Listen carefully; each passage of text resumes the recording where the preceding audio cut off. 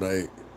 It just didn't work out that way. I got in the house, I ate, passed out, I was done. I was like, yo, I'm tired.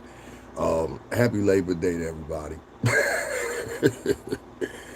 Boy, oh boy, I literally spent, and I'll be honest with y'all, I don't drink.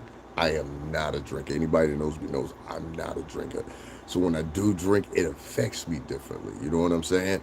And so for me, I was around a whole bunch of Latinos that was just drink. We went through literally 3 gallons of Tito's. We went through, it was something else we went through too. It was the Tito's. Oh, somebody brought over 2 bottles of little bottles well, not little bottles, but the regular size bottles of Ciroc. So we drank some, we drank that. Later on, after the Tito's, the first bottle of Tito's was done. So everybody went, they went back. I ain't go back. They went back, got 2 more. So I'm sitting there, I'm gonna say this barrel. I'm sitting on, you know where where I be at. I'm gonna say sometimes, then sometimes I'll be over there. You know what I mean? So we sitting up, we cooling. Somebody said, let's go get another. And I said, God damn it. Que la verga. That's what I really said about it. I was like, yo no quiere más. Me voy a la casa ahora. No, no, esta noche, tú estás bien. Siéntate, siéntate. I said, all right, goddamn. So we go outside and sit. It's nice yesterday. Oh man, I had a wild weekend, but a good weekend, productive weekend nevertheless. Anyway, what is cracking, everybody? What's cracking? What's cracking? Um, he got so much to talk about. I know y'all see my title and everything like that. And y'all probably wonder what is he talking about. There's a Senate hearing today, and the Senate hearing is really for the usual. Make sure the government doesn't shut down. Blah blah blah blah. But they ain't gonna never let the government shut down. Trust me, that'd be the biggest mistake this country ever made. They know that, and I know that. So you'll never have that happen. But what's happening now is they're gonna also within this, after they have that discussion, have some talk about, and I guess decision planning on whether or not, because they've been reversed and they decided. Okay, so if you're not familiar, I forgot what the woman's name is. Real pretty thin lady. She had made an announcement, and she had said that the Epstein files I've seen, they're going to be released, and blah blah blah blah blah blah. I don't like getting into small talk jargon. I don't think it's needed. We've all heard it. So, come to find out, we now revert back to, well, there's nothing there to be seen. Then it reverted back to, well, there's a possibility there's something in it. Then it reverted back to, well, I've seen it personally. Everybody, that's why I said I don't get into the small talk jargon, because small talk jargon doesn't go into a Senate hearing and decision. Your small talk jargon. That's why I avoid small talk jargon. And I guess I must have forgot somehow or another to mention that. I don't do small talk jargon or, relapses and stuff unless it's if of importance within the conversation. So that right there, I can paraphrase if you understand, and not have to get into the depth of it, because you've all heard it from some other commentator. You heard it in the news. Only thing I need you to do is be like, oh yeah, I remember that part, and then interpolate it the way you would. You understand what I'm saying? How your mind works, not how my mind works. You come into my world. I'm not you know what I mean? I'm not a cult leader here. I don't want you to think like me. So anyway, long story short, yeah, I'm not one of those YouTube cult founders. What's going on, Ashley? Now, I don't want you to think the way I think. Think the way you want to think. My point is someone had said, a particular female said she had seen these Epstein files herself. Many of us remember this.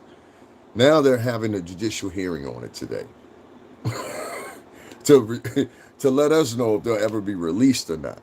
Now, I often bring this up, and I'm going to bring it up again.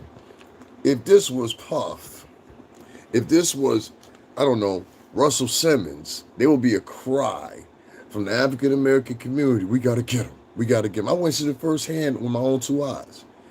Where are the rallying cries, and where are people in the black community that are enroused about this and interested in this? I don't see none of them. I very rarely hear these guys talk about anything with Epstein. The CEO from Abercrombie & Fitch, I got an update to read you about him. We haven't heard news about him since May, and nobody even paid attention to it. It was literally no articles for this man since May. The Abercrombie & Fitch guy that's also on the line for sexual assault. I'll make this all make sense in a second here. Anyway, long story short, we're having a nice little hearing today, and I want y'all to hear about this hearing because it wasn't really publicized to people, and unless you were, you know what I mean, in the privy of things, you wouldn't have known. You know what I'm saying? And depending on what the decision is, they could sweep it right up under the carpet, and you would never know. Isn't that right? So let me read this out to you, or whatever, whatever. And I see somebody that says Trump MAGA in there, whatever, and that's cool and everything. You know what I'm saying? Because I definitely ain't a Democrat. So if you're looking for Democratic literature, this is the wrong place. You heard? It's the wrong place. I don't do that over here. No. All right, so I want to read this first article to y'all, whatever. And I'm going to give you an update article, too, as about 20 minutes ago. That's what I was looking at. But I want y'all to listen to this one particularly. You understand? Now, this one right here, Purcell, talks about House members are wasting no time laying the groundwork for this week's confrontation with GOP leaders over releasing the Jeffrey Epstein files. Freshly backed in Washington from the August recess. Now, they had a recess for about a month, if you guys don't know. So Congress takes a break or whatever, then they come back and reconvene, and then they decide on whatever they're going to decide on. One of today's topics that they're deciding on, or leads that they're deciding on, is one, the budget and furthering the budget, whatever, so the government doesn't collapse. That's obviously paramount out the conversation. And then the second conversation they're going to have is about Jeffrey Epstein. Whether or not they get to engage in this conversation fully, I will not know. Freshly back in Washington from an August recess, Representative Thomas Massey plans to take the formal steps at 2 p.m. Okay, so they're scheduled at 2 p.m. to talk about this today, to file a discharge petition. This procedural maneuver necessarily to bypass leadership and force a vote on his resolution compelling the DOJ to unseal the files related to the late convicted sex offender. Once he does, Massey said in a social media post Tuesday morning, he can begin gathering the necessary 218 signatures required to bring the resolution to the floor. So if you're following, he wants to get one thing removed, which is, I guess, a blockage of one particular, and I want to say this right, the DOJ. So I guess what he's waiting for basically is to present a petition and then work it back around. You understand what I'm saying? So what I think it is, lady, I haven't even spoke to the crowd, so you're lying. What do you mean, wow, you're beyond rude and inappropriate? Miss, I haven't even spoken to the crowd. I'm reading previously. Oh, God, we got the weirdos in here now. So anyway, long story short here. Yeah, let's get you out of here, too. Let's get you out of here. All right, so back to what I was saying. Freshly backed on Wednesday. So what I'm figuring is he's presenting this petition, and it's called to discharge a petition. Excuse me. And once he gets that, he'll be able to remove blockage from DOJ, and they'll unseal and hopefully, I guess, unseal the related or make it available. I'm guessing, or where I don't know this procedure. I really don't. So I'm being honest with you. But based on that, he would need, after that, 218 signatures to actually bring it to the floor and argue why it should be at that time released. That's what I'm gathering out of that. I'm not a political pundit or anything like that or whatever, but I thought this was just paramount that this conversation be had, because of pure simple fact, it's not had often enough about Jeffrey Epstein amongst people that are people of color. So maybe I'll start a trend here. You never know, huh? So hopefully it will. Now, Massey also, once he does that, Massey said in the social media post Tuesday morning, which is today, he can begin gathering the 218 signatures required to bring the resolution to the floor. He said in the interview last week he expects to secure the number quickly. Okay, so he's adamant in his convictions. Massey has also co-sponsored the measure with Representative Ro Khanna, a Democrat from California. So a combination of support from virtually all Democrats and at least a handful of Republicans, but all guarantees the two lawmakers will meet their threshold. Okay, so he's already got his numbers up. He's prepared. You know what I mean? So there's a lot of advocacy for this to be released. A bipartisan group of House members, including the leadership of House Oversight and Government Reform Committee, is set to convene in a closed-door meeting with Epstein's victims Tuesday afternoon. That's the other part I want to talk about. Now, there's going to be some Epstein. You want me to shut up about talking about Epstein? Tyler, you want me to shut up talking about Epstein, Tyler? You an Epstein supporter, Tyler? Everybody say hi to Tyler. Tyler want me to shut up talking about Epstein. Epstein's his hero. Ain't that right, Tyler? Hey, Tyler one. Tyler, you like Epstein? Epstein's a fan? You a fan of Epstein's? Hold on, everybody. Attention on Tyler, because he told me shut up. So that means he wants me to stop talking about he wants me to stop talking about what's his name? Epstein, y'all. Tyler wants us to stop talking about Epstein. Why do you want us to stop talking about Epstein, Tyler? Are you an Epstein supporter, Tyler? Speak up, Tyler. Don't get quiet now, Tyler. Huh, Tyler? Nothing else to say, Tyler? Yeah, I think so too, LaShaw. That's what it sounds like. That's the only type of man want a man and ain't at it ain't trying to make some money. See, sir, my page is monetized. You understand what I'm saying? So I don't understand what you doing here at two almost 1 o'clock in the evening. Shouldn't you be doing something, Tyler? Except sitting around taking up for Jeffrey Epstein, huh, Tyler? Huh, Tyler? Tyler, is he your buddy, Tyler? Huh, Tyler? Why are you so quiet, Tyler? Tyler? Tyler? I gotta watch motherfuckers like Tyler. Let me tell you something here. Any guy right there that comes in here and you listen to me, people. Any people person like that, I'm not a conservative. So if you got mad at me cursing, I'm gonna tell you why I said that was a motherfucker. Anybody with any common decency and they hear and they know that this man was convicted of what he was convicted of or whatever, they don't come in and they interrupt the conversation when we're talking about something very, very serious, especially that somebody that took advantage of little girls. You understand what I'm saying? They interrupt the conversation with a goop as shut the F up. You understand what I'm saying? So it sounded like to me, you identify with Jeffrey Epstein, Tyler, and there's a lot of other pen out here that are just like Tyler, and I'm trying to make y'all privy of it, and they black, they white, they polka dot, there's a whole bunch of these motherfuckers. You understand what I'm saying? I don't care what color they are. What is the premise here? Is it SA or is it the color of the SA that is accused? That's my point. You understand what I'm saying? Because we got to have a fucking hearing on Jeffrey Epstein. Fuck Jeffrey Epstein. First of all, from the bottom of my motherfucking heart, him and his family could kiss me and my family's whole entire asses. That's for fucking starters on both sides, motherfucker. All right, you ain't gonna tell me about no Puff Daddy and him having a whole bunch of male hookers over there when this motherfucker had a whole mansion built in the Bahamas, a whole goddamn mansion built in the Bahamas, so he could do the dirt that the fuck he did. You understand what I'm saying? Puff was checking in the hotels and shit, talking about I'm Mr. Black. I don't know where the fuck he got that shit from. Don't ever do that shit again, motherfucker. I swear, fucking God, I'll cut your ass out. I swear to God. But you be out here fucking with these hoes, you get out, Puff. I swear to God. I'm gonna keep my eye on this motherfucker. Don't worry about it. You will never be back in that situation again over some hoes.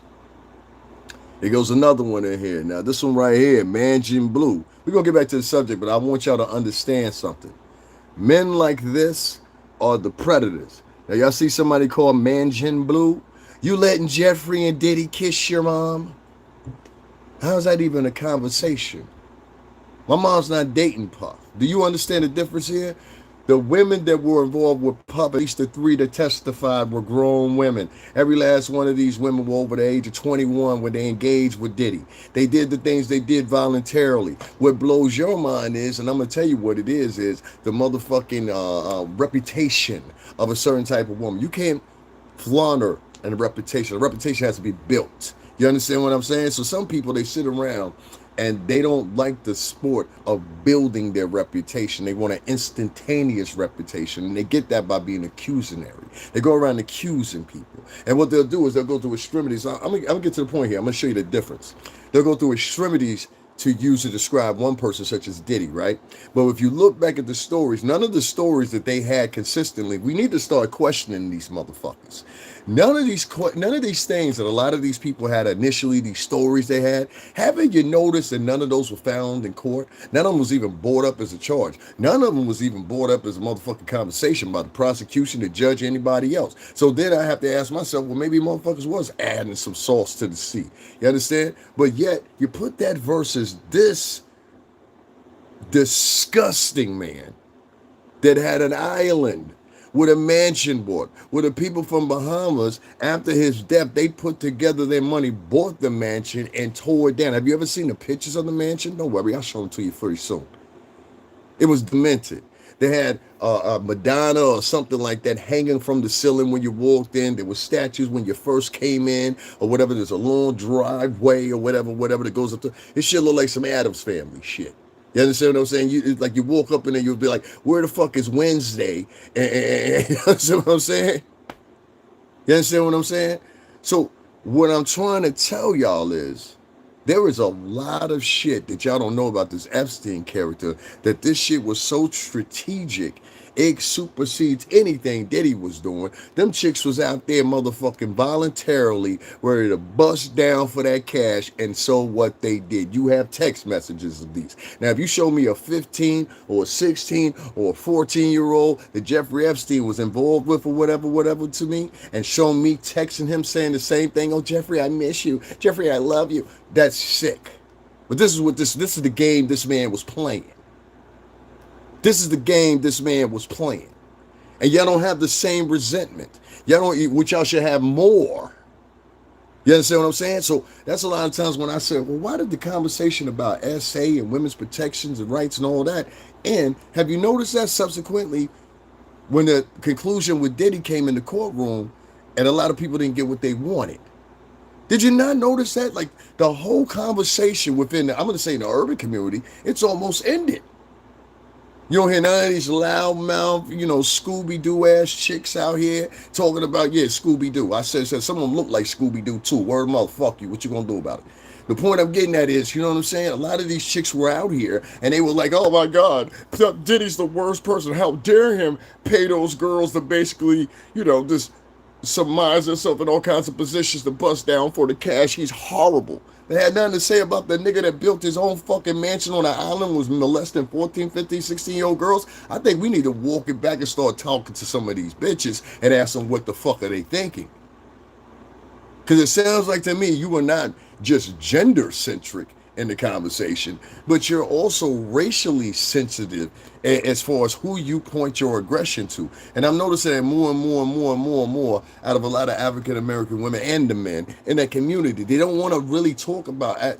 If your issue, I'm going to say it one more time, if your issue is sexual assault, then it should continue. There is no stopping point for talking and discussing sexual assault. Why? Because it's going to continue after Diddy's case is over, you slow motherfuckers. That's the point. You understand what I'm saying? So for all you do-gooder ass chicks out there with the heart of gold and shit like that been not even victims, been victimizers yourself. Some of these chicks that's involved in these conversations about what's the name is straight up jump offs. You understand what I'm talking? I'm talking about girls that got down and did something strange for some change. You know what I'm talking about. There's a whole bunch of you hoes that be joining in these chat rooms and everything else. I'm gonna continue about FC in a minute, but give me a second because I gotta break it down how it be. There's a whole bunch of these hoes in the urban community. I'm talking to everybody. There's a whole bunch of these hoes in the urban community that like to do this thing called shaming tactics. It's basically, they learned it from the church, the Christian church, which, no offense to anybody white in here, but not your ancestors, but some ancestors within the white community are responsible for this, particularly Protestant Catholics, Protestant Christians, and a whole list of other Gnostics. They all had a pelt in this. Not all of them, but some of them that run it under the same, how could I say it, muttered under the same banner, but not necessarily part of what the whole church stood for. Does that make sense? I think a lot of times that gets left out of the conversation and it's hard to articulate.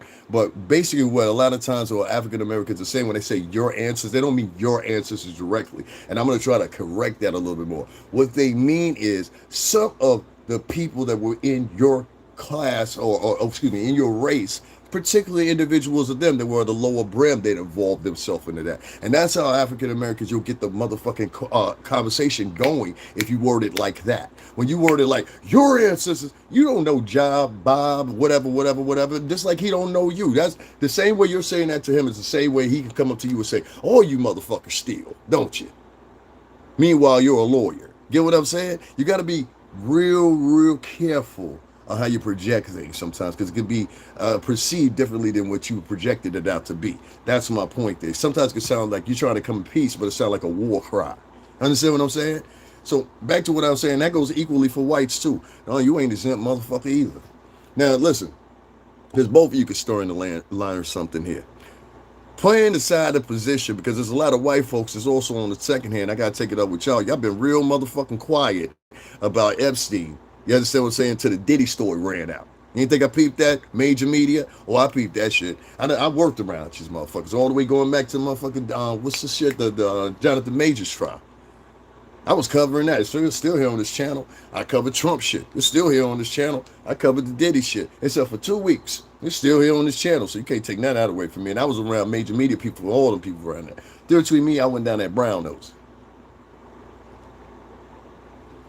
Being somebody that worked in the music industry for over 17 years, the ABCs and the CBSs, and all, we've been around them for fucking damn near 20 years. We know what the fuck they're about. No disrespect. You understand what I'm saying? But is it fair, people, when it comes down to, well, you fucked around, so now we got to let you find out. But we're going to let you find out in a corporate way, all right? You understand what I'm saying? Leasing? Oh, you want to lease the footage? Stop it. You mean the footage we got of you? Stop it. You want to release so you can release the footage. Hey, Bob, did you hear what you said? They want to release it. They can release the footage out. Oh, no. Give me an HBO or any independent market brand before you give me any of the majors.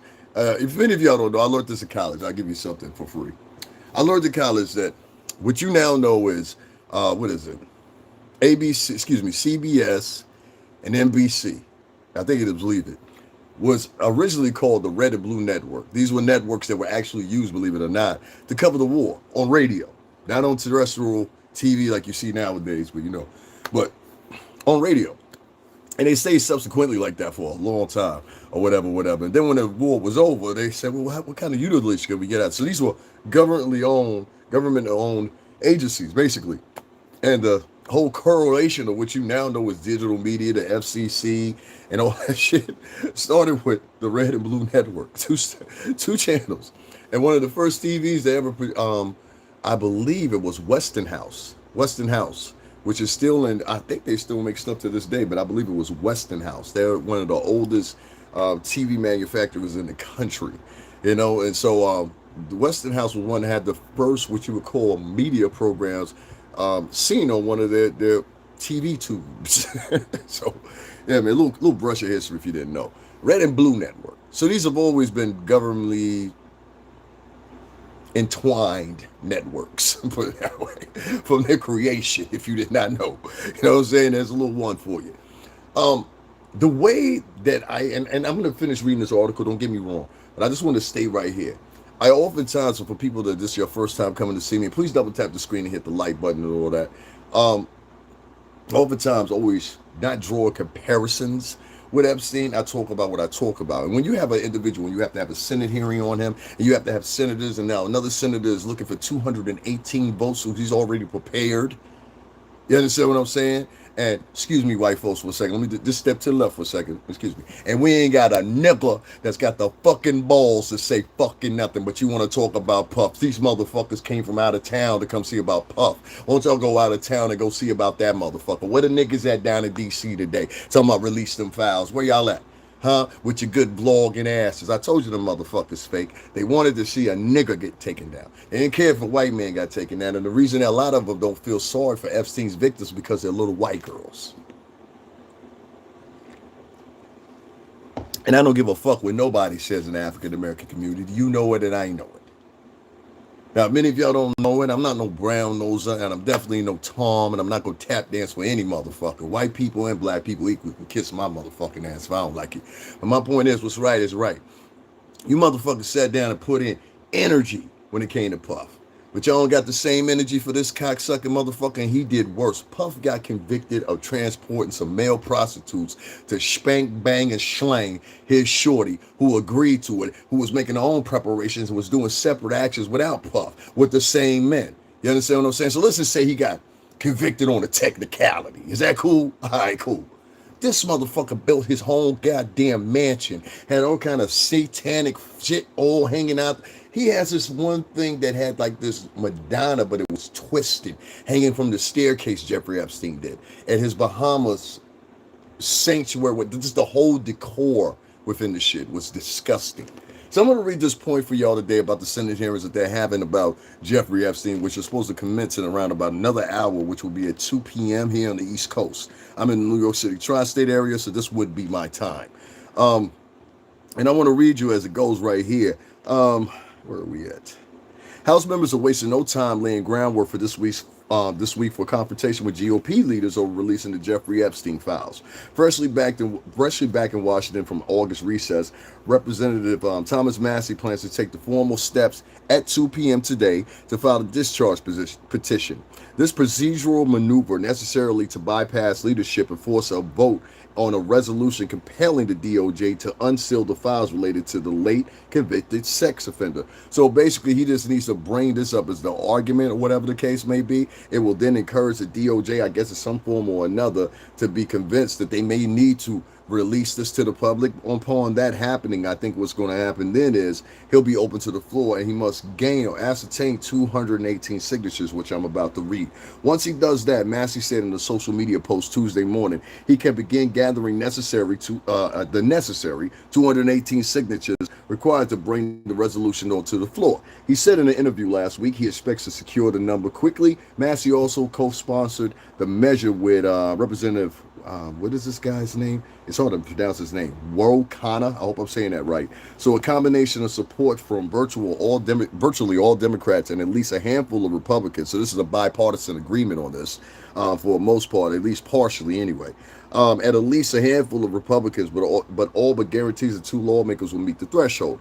A bipartisan group from the House members, including the leaders of the Oversight and Government Reform Committee, is set to convene on a closed-door meeting with Epstein victims. That's the other part I wanted to get to, too. We often talk about Diddy's victims, but these girls were victims when they were little girls, and I want to emphasize that.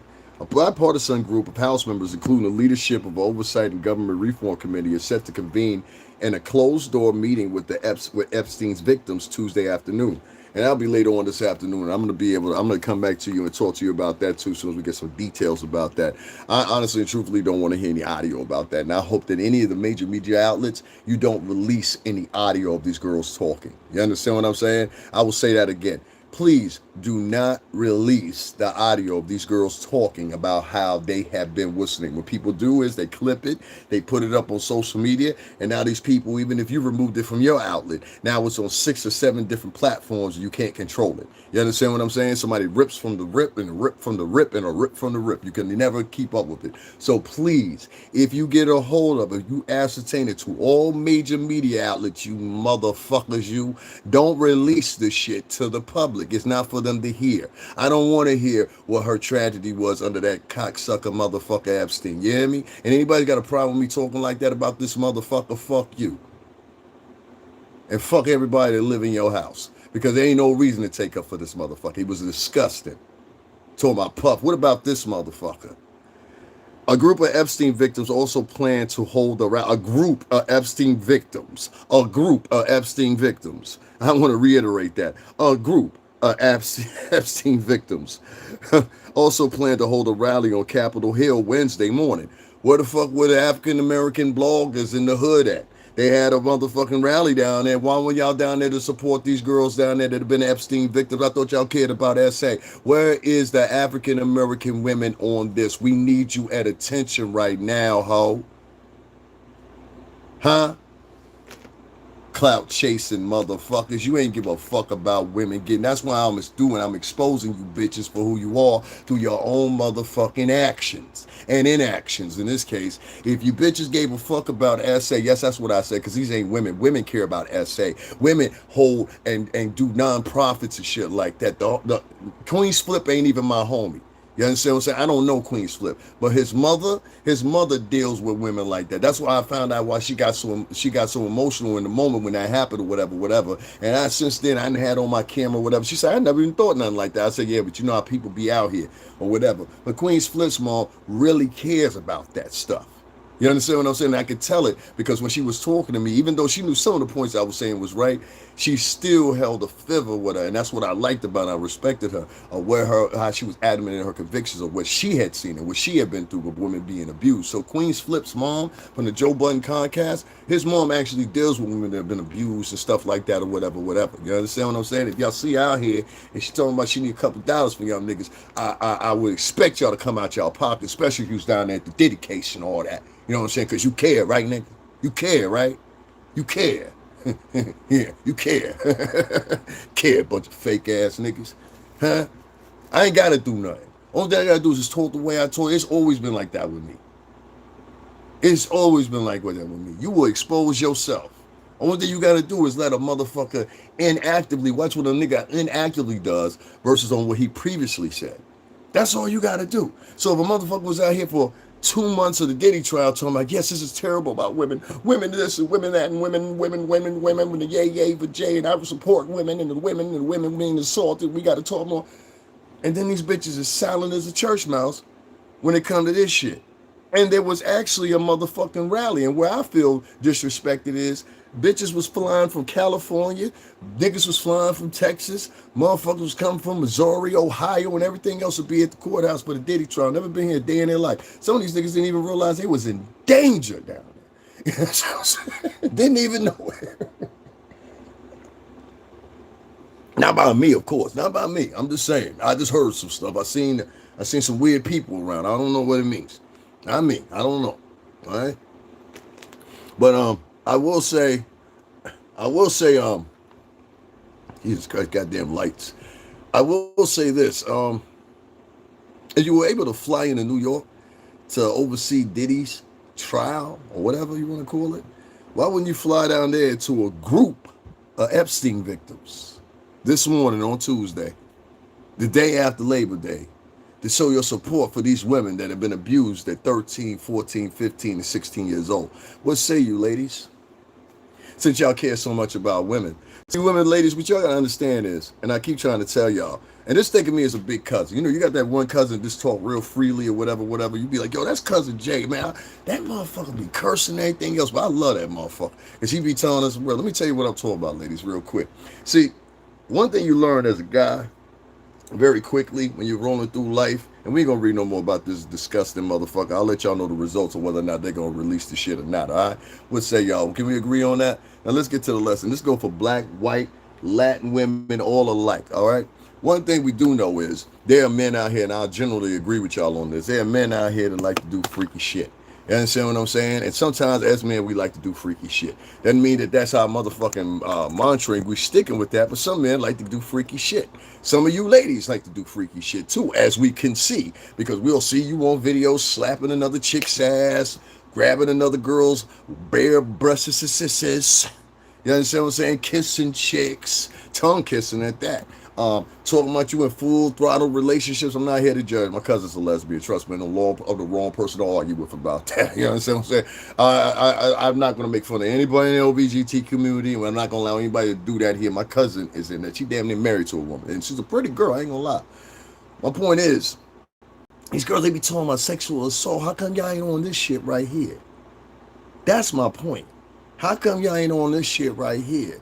Is it gender specific? Is it star specific when y'all get involved? Or is it, I don't know, what is the manner and the couture and what's paramount to y'all? Is it the man that's being charged? Or is Diddy? Or is it the man that you can't physically put a finger at? Because I'm saying, even if, hey, dog, get what's going on? Even if Jeffrey Epstein was still here, would y'all still be his man? I need to see more of that. If you want to change, let me tell you something, African American community, so you understand it. And for white folks, just step to the side real quick. I got it. What y'all got to understand is your antithesis of what you pay attention to is going to backfire on you. Now, I'm going to tell you how. All right? And I don't want anybody white in the audience. Just sit back and listen, because you know exactly what the fuck I'm talking about. And some of them are not going to like what I'm going to tell you guys. And if I were you, one of these days, you'll look back, you'll be like, you know what? He was a motherfucker, but he was exactly right. So listen to me, okay, kids? All right. I am a little bit different from some people, and I know it. I grew up very suburban, if you want to say, but at the same time, I come from some tough motherfuckers. You know what I'm saying? Military man, shit like that. So even though we lived in the suburbs, and we lived comfortable, not all the time in the suburbs, but good majority of my adult life I've been between here and New York. One thing you start getting accustomed to is you get around certain people. And the certain people I was around was a lot of Italians, a lot of Greek people, whatever. Now, even though they may not per se be white American, what you do is you get a lot of the cluster of friends that are also, you know what I'm saying, but also white American.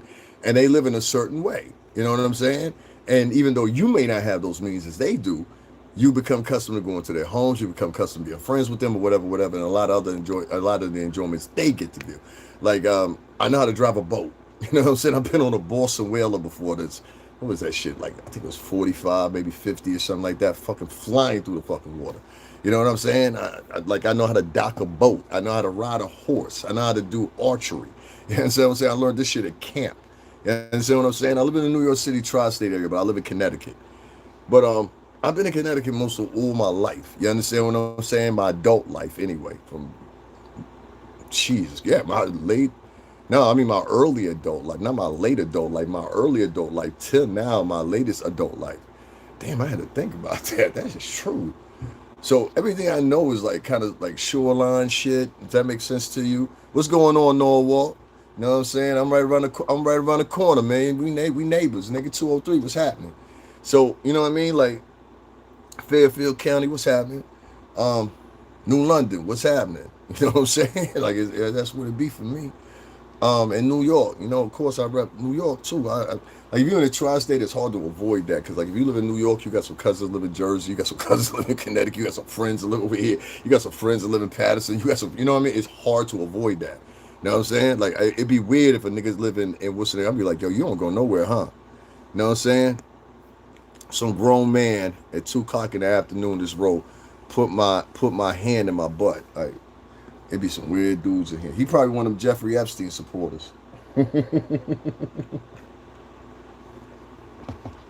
lot of white men took up for Jeffrey Epstein, the white community time. We got to talk about that too.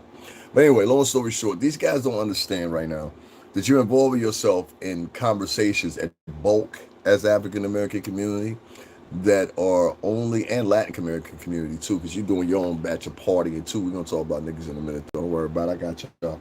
Um, you're just partying and clout chasing. None of the conversations that you have any like actual, and I watch these conversations. There's only a few African Americans and a few whites as well that actually have valid conversations here on this channel. Excuse me, on this app. And I'm starting to see it more and more and more. But I particularly point out to those two groups, whites and blacks, because they are the controlling factors. Everything that African Americans do or whites do in society, everybody else follows behind. You have no choice, really. You really have no choice. You understand what I'm saying? Like you really have no choice. That's how influential it is. So my point is, being that those are the two leading factors, even here on YouTube, as you'll find very quickly, the ones that make the most money. There's not one person. I think there's one girl, and I think she's Indian or Middle Eastern or something like that. Outside that, everybody that's making money, I'm talking about the hundreds of thousands, 200,000 plus crowd, they're all either black or white. Marquise Brownie, PewDiePie, Mr. Beast. There's another guy that does tech too. I forgot what his name is. Slim black dude. He's been on here for like 6 or 7 years. They don't know what I'm talking about. He's got that real high pitched voice. I just can't think of his name. Marcus Brownie. He's black.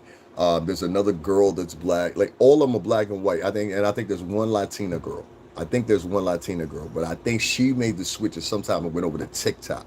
So she's primarily over TikTok. But she's a thing over there too. But even over at TikTok, it's the same thing. Put in the 10 top most earning people on YouTube right now. Then put in the 10 top highest earning people on TikTok right now. You'll see for yourself. You know what I'm saying? I ain't gotta make it up. So what I'm saying is, you got people out here, they rather pump fluff. Fluff is the things that you get where, okay, it's a trending story, and we're all this is the let me show y'all what the heroin is on here. Y'all don't know what the heroin is here on the social media shit. Okay, so the heroin is this. Listen, white folks too. This is the heroin on social media. The heroin and the drug uses, because that's what we are. We're drug addicts for these apps. Listen to what I'm saying. So the heroin is basically you get your first sample where you can go live, right? So you now start going live or whatever. But there's one thing that the dealer leaves out. Okay, you can set up shop over here. I'm talking about the app. So use this in third person. The app is telling you, hey, you can set up over here, show, baby, this your block too. This is a pimp. So I gotta talk like a pimp. YouTube's a pimping. You understand what I'm saying? They being pimped by Google. And Google getting pimped by the master pimp, which is the Alphabet company. It's a system of pimping. It's just who you gonna pimp and who gonna let pimp you. You understand what I'm saying? So right now we all being pimped by Google. Is that fair? You understand what I'm saying? But we even get more punk because Google is pimping YouTube. So what you think the pimp that's being pimped by a pimp gonna do to you? They gonna pimp smaller on you, nigga. You can never be one of us. So anyway, this is what I'm saying. So as we hoeing here on YouTube, because all of us is hoeing, that's what it is. I don't give a fuck. You got an account right now, even if you were a spectator and a subscriber, like I like to call them, you are hoeing here on this app. You spend your time here, you spend your money here, you talk to your people here. Some of y'all don't even think you got friends here, right? So listen, with that being said, you'll start finding out a couple of things that is just like a pimp. I told y'all last month, there's this rule to this thing. And this is where everybody falls privy to because they're scared to exasperate themselves from this rule. This rule is this: I must go with whatever is happening in the algorithm, and I must talk about nothing but what they have dictated to me from YouTube. That sounds like a master to me. And I ain't talking about in the slavery sense. I'm talking about this in general. That sounds like a master to me. What about y'all? That don't sound like a master. That sound like sheeple. Oh, you don't know how this shit work? All right, so check for example.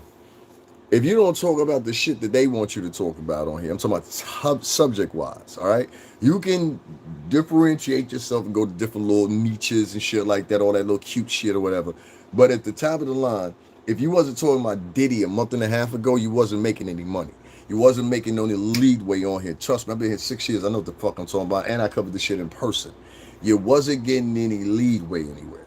If you would have put in the same time when Weinstein was going to court, the same time that Puff was going to court, and it went right up under people's noses, they didn't even realize it. And this motherfucker's up for another trial, the third trial coming up here. So, if you would have paid attention to that, you would have got what I'm saying. We're being pimped by these fucking social media outlets. And I don't know who, and some of y'all so lost in the matrix, y'all can't get yourself out of it. Listen, I don't want to hear a nigga ever tell me why you on a digital vehicle talking about you woke. Nigga, you not woke. You like motherfucking Neo in the Matrix. You know that part when Neo went and he woke up and he seen all the motherfuckers in the capsules or whatever, but some of the motherfuckers wanted to stay in the capsules. That's where we at right now. It was a euphoric way of representing something that's happening in the digital age. All those capsules that you saw there were people what? Plugged in. Don't be so plugged in, motherfucker, that you can't start forming your own opinion, because that's what it does. You don't understand what I'm saying. Anytime my app dictates to you, low, listen, you must talk about what the fuck we want to talk about. If you don't talk about what the fuck we want to talk about, you're not going nowhere on this bitch. You understand what I'm saying? But I'm cold, daddy. Rub your hands together, bitch, and breathe real hard. You be all right. Stand on some bricks. You be all right. That's what a pimp tell his hoes. Y'all want to hear it real. Y'all want to hear like, oh my God, like, so what we have to do is we have to get together in a fake internet voice. So like, hi guys, and everything like that. No, I'm not really like this is a person. If it's blah, blah, blah. No, I'm not doing that shit. Fuck you. I'm telling you the honest to God truth. Anytime you don't understand protocol when it comes to fucking what's the name, when it comes to algorithm recognition. Protocol, protocol, and this is simple shit I learned in college. Protocol, y'all know about algorithm, but y'all don't know about protocol to algorithm. This is why SEO search engines exist. That's why they're able to be a business. That's why I see people they be talking about, we're going to SEO. I say, you're the dumbest motherfucker in the world. That shit is freely available. Like seriously, if you pay for SEO, you dumb as a motherfucker. You just don't know what to look for. So basically the same recognition goes in that SEO picks up on the recognition and it figures out basically what the algorithm protocol is. So it'll be sometimes hide behind hashtags, sometimes it'll be hid behind a subject matter, sometimes it'll be hid behind gender, which gender is going to see said topic the most. And these are recognition factors that also come in your form of update. So every time you get an update for this app, what's happening is you're getting code written into that. I went to school for digital media. If you don't like my accent or whatever, I don't give a fuck. I know what I'm talking about. I went to school and I learned how, at the time, learned how to do HTML5 coding, which is very different from app-based coding. App-based coding is easy as fuck. You know what I'm saying? Web-based coding, it would take me 4 months to 5 months, even at my peak, maybe 2 months, to build you a whole website that was interactive, where you can go page to page to page to page to page. Now you have interaction. Never mind. I'm getting them niggas no ideas. Anyway, my point is, we're being directed to talk about certain things. One of the things I'm seeing that's being omitted from the conversation in the broad sense is Epstein, Weinstein, and a few others. Not to the viva that they did with Diddy. You understand? I want to see their fucking faces splashed across shit. I don't want these little clever little mentions. Okay, we're gonna stop talking about it now. We'll let it die down for a couple days. Okay, well they're having a Senate hearing today, so we can't avoid it. And that's what I'm getting from a lot of the major media, and getting a lot for these punk ass motherfuckers, suck ass motherfucking new brand 2025 motherfucking Negroes they got out here. You motherfuckers ain't nothing but a bunch of capitalist subject type ass motherfuckers. You're born to be assimilated at this point, like Neo in the Matrix. You're born to submit now. Yes, you are, boys and gals, black, white, and all indifferent. Give me 1 second. I'm gonna share this. I have not shared this yet. You know what I'm saying? I usually don't do that. Yeah, I went there before Lex Bundy. I love when people try to educate me and shit like that, and I'll be like, "Yeah, I went there. It's on this channel." And when I went there, and this is why I don't do stuff like this, because people will always try to bring up stuff like that. I'm gonna read what this person said. Lex Bundy wrote, "Somewhere underneath that park in your background used to be a black town or village called Seneca Village. It was destroyed and built over." Um, you're partially right. It was destroyed. I'll tell you why it was destroyed, because I actually went there. If you type that in and type my name in, what you'll see is I went there twice for my crowd, and not one motherfucker donated a dime to me out of the black community. So I said, fuck all that shit. I won't do this shit again. But anyway, and it was in the wintertime, and I was freezing cold. This was during Black History Month 2 years ago. I've done that. I went to where Malcolm X was shot and killed. I went to Black Village. But let's get back into Seneca Village. Seneca Village wasn't all black. That's for one. It wasn't all black town. It was actually black people and Irish people and some Indians, Creek Indians to be specific. And so, I also covered Wall Street to explain that too. I'll tell you about that in a minute. But Seneca Village got taken away because of eminent domain. I watched this happen in a town out here in Connecticut called New London, which incoincidentally Cassie is from, and she will probably pay witness to this if she's listening. The area at that time was called Fort Trumbull. Fort Trumbull was a historic community, and they had a whole bunch of houses that had been over there since the town itself had been there since 1626, if that gives you any inclination. So the houses have been there, some of them were historic, and they tore these houses down to build a compound for Pfizer's. It was like a mini city. And so they did the same thing. They came in with eminent domain and took this whole land 10 years to be tax exempt. Pfizer's pulls out, leaves the shell, and those houses that have been sitting there for hundreds of years, in some cases, are now gone. They bought them out. You know what I mean? Just for 10 years of research and things like that. Now, eminent domain is how they took Seneca Village. They took Seneca Village as part of an expanding program. That was for that whole area.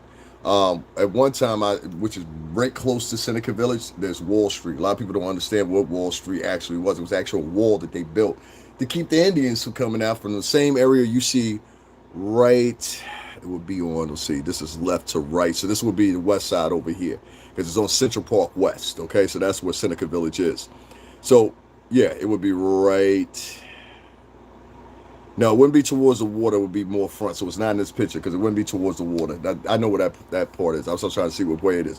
It would be Central Park West, and it's right across the street and right in the circumference of all that stuff. But they built that wall to keep the Indians out from attacking them or whatever. That's why they built it. And it lined all the way up to a Protestant church. Once again, the Protestants come into effect. I have a good interaction with the Protestants, so I have nothing bad to say about it. But they come up a lot in these stories when you're talking about that time period. The Gnostics also come up as well. But they built this wall, and it literally went laterally down the street or whatever. And it was to keep them from being attacked at night.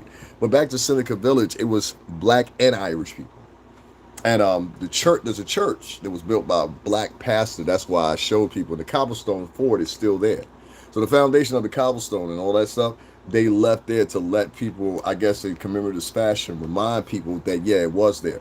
There are plaques that are commemorating. So it's not like it's like, it's some black people that see what I mean, they'll throw it around to you like, oh my God, it's a secret. I don't know how you didn't know. You live right there in New York City, tri-state. I'm just fucking with you, Lex Bundy, but I'm keeping it a buck. That's how a lot of black people think. No, it's not anybody keeping anything from it. I hate when people present shit like that. Like, they've been keeping this secret from us. They ain't keeping the secret from you. You just ain't explored enough, motherfucker. You just ain't educated yourself enough, motherfucker. You just uncultured, motherfucker. You know what I'm saying? I'm not talking about Lex Bundy either. I'm talking about, like, there's a group of black Americans and white Americans that kind of think like that. Like they act like they're sharing information. You're not really sharing information with me. It's something I've already visited and been to. You know what I'm saying? So I had that come up before. I said, have you ever seen my video where I actually went there? There's commemorative plaques for it. They give information on why, excuse me, they give information on the man's name that built the church. There's a few foundations of a couple of homes that they left. They left the cobble work for it. So there's a couple of them that they left the cobble work for them, but it's a good circumference. I don't know. The circumference that they left versus what it was, you understand why they came in with eminent domain to take care, you know what I'm saying, to take care of what I think what they thought way have been, and I'll agree with you here, potentially based on the time that it happened. I'm talking about, we're talking about after Civil War antics. I think, and this, and let me mark this, the homes and the Irish that were living there with black Americans and Indian Americans on that, what's the name? And a lot of people, they leave Irish out of the conversation. The Irish were living in Lower East Side with niggas. When before the Lower East Side was Chinatown and all that, it was black and Irish people down there. A lot of people don't know that either. But it was the majority of the population because it was poor. And then the Chinese immigrants came in a little bit after that. You know what I'm saying? But and started developing what you now know as Chinatown. But prior to that, it was blacks and Irish people down there. And they got along for the most part. Anyway, long story short, that area down there, Central Park West, Seneca Village, just to wrap this up because that's how we were talking about. Yeah, that whole area down there is it used to be home to black and Irish people, Irish immigrants and black Americans, if you would say. Many of them come out of the Civil War. Many of them just, some of them particularly might have even been slaves themselves, making it to the north. And they find a home or whatever. What y'all need to do is, I used to go to places like this, and this is why I get upset. Because when I used to go to these places, you notice I said that Lex Monday, I went there in person for the people here on this channel. And they didn't respect it. They didn't donate a goddamn dime to me. And I said, these motherfuckers have conversations about this shit. I'm actually here and showing you. You understand what I'm saying? And I did it during Black History Month. They were still mad at me because I spoke Spanish. You understand? And we can't have that. So you have to excuse me when I'm not too fruitful on supporting a community that obviously don't support me. Is that fair? You know what I'm saying? And I don't mean in a detrimental sense either. Like I'm a, put forth effort to destroy you or some shit like that. No, I'm just saying, like, I could be up here for, let me give you an example. I could be up here for 5 more hours, right? And there won't be one African-American person that donates to me. But they could go sit with a woman that's talking like this. Oh, Lord, girl, we got some drama today. Let me tell you about who fighting now, who beefing now. And they will give this bitch $100, $50, $100, whatever. So in that community, unless you're causing frustration or feel like, or look like you're in a frustration type of point, they don't want to fuck with you on it. They only want to talk about educational shit if it makes them look good. You understand what I'm saying? So like when I say, well, Seneca Village, I'm pretty sure was some racism built into it. I ain't taking that away. But it was taken for the different means that people think. It was taken because of eminent domain, which a lot of the places subsequently around in that area were taken based on eminent domain too. It wasn't just there. And across the city. That's why I gave you an example of what happened in New London. That wasn't about racism because all them people over there was white. That's why I gave you about Seneca Village, because Seneca Village had a shitload of Irish people who they had pictures of them and everything else. So, and I'm talking about a lot of them. They were all moving to these areas. There were a lot of times by the water, whatever. The Lower East Side used to be disgusting. This is where y'all came down to the Diddy trial. That's the Lower East Side. At one time, you ever seen the movie Gangs of New York? If you ever watched the Gangs of New York, that park that's right across the street from motherfucking, what's the name? That's the park where they had the big knife fight at. And niggas didn't even know. That's why I said that the people didn't know. These people didn't know where they were. They got here to New York and thought they knew the whole city. I said, well, you know the whole city now, huh? I hear you. Ain't that cute? Don't know where the fuck they at.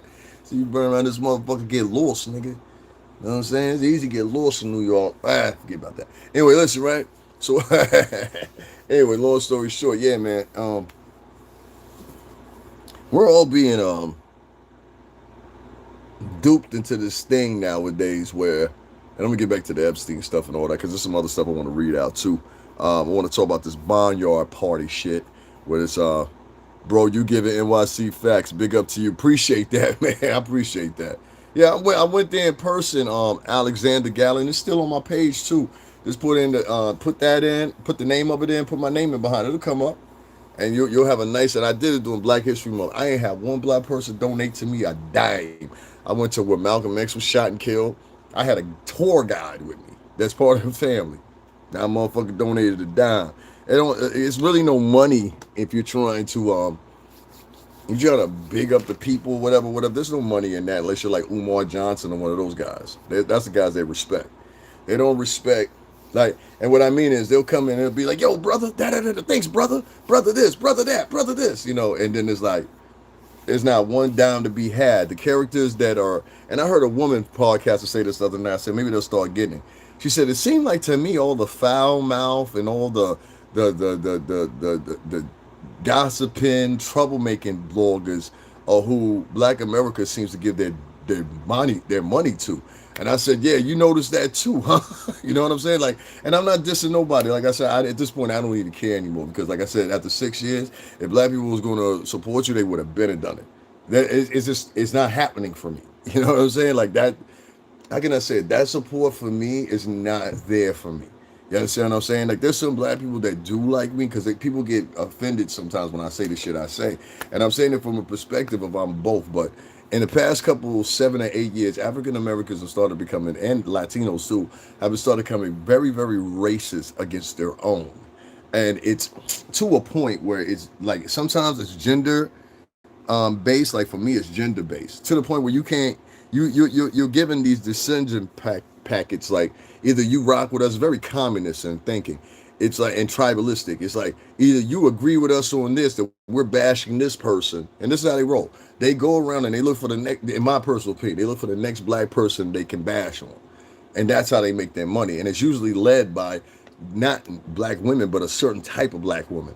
And these type of black women, they're very loud, they're very obnoxious, and they, go on tangents, and it's just not like a person you would really want to be around.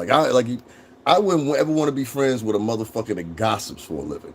You understand what I'm saying? But no, thank you, bitch. I don't ever want to talk to you for nothing. I don't even want to ask you your favorite sandwich. You might try to, you know what I mean? Don't even ask me that. You might twist that. You know what I mean? But they making money. They making money off of being Cruella DeVille, basically. You know what I'm saying?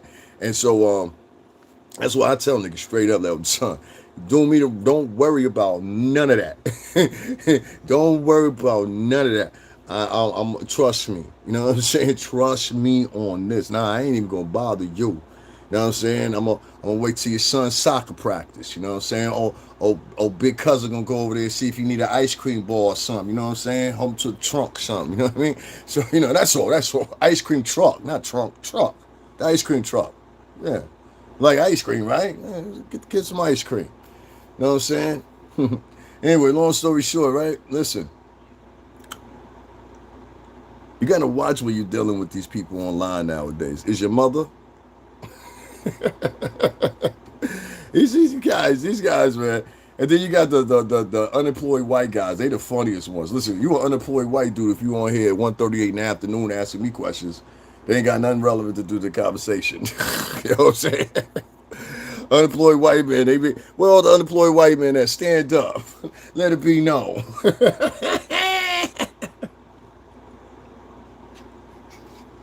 Anyway, long story short, yeah, because unemployed white men are a problem in this country. I'm gonna have a whole joint about that one day. Even white women know that, don't you, white ladies? Oh, it's a topic of discussion with white women. You ain't know that? Unemployed white men and unaccomplished white men. Oh, that's one thing I can tote my arm about. See, I worked in the music industry under 4 different distributors, and that's how it goes on my resume. That's how it appears on my LinkedIn and anything else. Please believe that. With credits from MTV, from Dancing on Direct Effects, credits from it's High 97 and a few others. You know what I'm saying? I'm good to go as far as resume is concerned. There'll be some white men out there that can't compete with that resume. His resume has been working at the local McDonald's or, being the whatever you are. And there's nothing wrong with being whatever you are. But don't come in here and act like we the same, nigga. We ain't the same. We ain't the same. And I'll tell a white man that in a minute. I know an unaccomplished white man when I see one. Yo, homie, you club footed. You're also mentally ill. So back to what I was saying. You got a lot of people that are online now that won't carry stories the way they carry Diddy shit. And that just makes me mad. They won't carry this Epstein shit. This motherfucker from Abercrombie and Fitch. Yeah, because I don't want to talk no more about black folks because it's worthless to have the conversation at this point. I'll just end the conversation at this. And I'm not dissing them.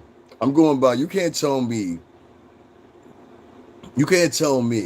and I've had this happen my whole entire life, so it really don't fucking matter to me no more. Listen, I've never been the type of motherfucker, and I don't know, maybe it's just my way my folks raised me or something. I never been the type of motherfucker to be following behind a nigga. You know what I'm saying? Because they popular. Or because they this, they that, and other. I don't follow behind niggas. You know what I'm saying? I fuck with you because I want to fuck with niggas. You understand what I'm saying? Because it's my choice. Other than that, I'm not following behind niggas because you the trend, or following behind the story because this is the trend, or following behind this because everybody's talking about it. Nah, I'm not doing that. And this is what is app and the community in African American culture, which is, in my opinion, very influenced by women. You understand what I'm saying? To a point that it's almost disturbing how many of these motherfucking men would join these chicks and talk about all this disgusting shit, make up lies, and collect cash apps with them bitches. Not ladies, bitches. Those are professional bitches. You understand what I'm saying? Every last one of you motherfucking bitches. And don't worry about me putting my hands on you. Don't worry about that.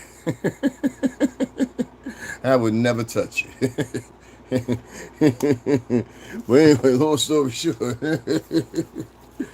these mean, evil-spirited bitches, not the ladies of the group, but the mean, spirited bitches, and some of them have been mean. Ladies, many of y'all went to school. Let me put it in perspective so y'all can understand. Many ladies, how many of y'all went to middle school or high school? See, a lot of these girls, they don't like to let you know they was the pretty girl in school. And as the pretty girl in school, a lot of bitches would fuck with them same black chicks. And some Spanish girls too, but most of the black chicks, they would fuck with the other black chicks if they were cute. How many of y'all remember that, ladies? Any of y'all remember that? You was the cute chick and all the other bitches wanted to mess with you? Or how about you was the timid chick and all the chicks that were not timid and not as pretty as you always wanted to fuck with you? Or do you remember a bitch putting bubble gum in your head? They did that to my sister one time, and she whooped a bitch's ass. Almost stabbed the bitch up with the same pair of scissors. It's like, no, don't kill her. Don't kill her. Don't kill her. Leave her alone. If you don't understand what I'm talking about, you're lying for one. Because every girl remembers the mean, spirited bitch she went to school with. Okay? It sits traumatically in your fucking mind, especially if you're only in your 20s or 30s. So get the fuck out of here. Get the fuck out of here. And that's the other thing, too. All these girls, they all want to be, I'm the next thing Barbie. You know what I mean? They don't even realize, yo, your face, sometime or another, you gotta face your motherfucking opponent. You understand what I mean? And so these mean girls that were once high school girls, middle school girls, or whatever, these girls are now online as adults. And the same mean-spirited bitch they was in middle school. Same mean-spirited bitch she was in high school. And especially if she's only 20 or 30, it is now like a alteration of who she previously was in the form of like this half a dragon, half a venomous, nasty, cantankerous, obnoxious, self-indulged, uh, I like to call it self-declaration, proclamation, weirdo ass type of personality. Like, you know, if you got to run around and announce to niggas who you are, you ain't that motherfucker. You know what I'm saying? I don't give a fuck what tone you use. You know what I'm saying? Because some chicks are kind of coming with that tone. Hi, I'm so and so, and I live in Connecticut. Trust me, we got bitches do that all the time. I like, if you know me, I'm black, white, Indian, whatever. Bitch, this is the coffee shop. You serve coffee. Wake the fuck up. I'm gonna say this for you one more time, ho. You ain't even making over 15. You making high school wages right now, talking loud to a nigga that you serving. Wake the fuck up, bitch. I suggest you do the same thing. Next time you get in an argument with a barista or something like they try to get smoking, sometimes they try to. These are mean people, and they always being little mean motherfuckers. But now they got an outlet to be here and scream to you and show you your meanness. And now what a lot of people are doing in the African American community, because for some reason or another, they identify with this mean girl complex as well as you, Latin America. You identify with this mean girl process because you identify with your own mothers in most cases. Ain't that right? Oh shit! I didn't hit something. Your mama was mean. Oh, your mama was old mean, cantankerous bitch. So you understand the means and the ways of being an old mean, cantankerous bitch. You understand what I'm saying? And unlike one thing, your mama on a daily basis said that she hated men. I hate your daddy. I hate all these men. Over and over and over and over. It set into you like semen, like a virus. You understand what I'm saying?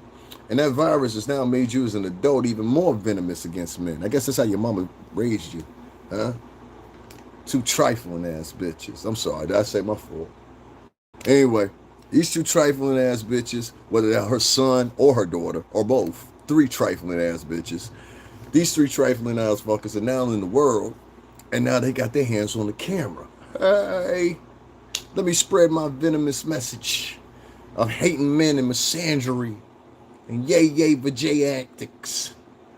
And we hate men. And if I had a choice between a man and a bear, I'm going to pick the bear. Because the bear's going to be better with me. He's going to take care of me. The bear loves me. He'll just kill me. The man's going to do worse.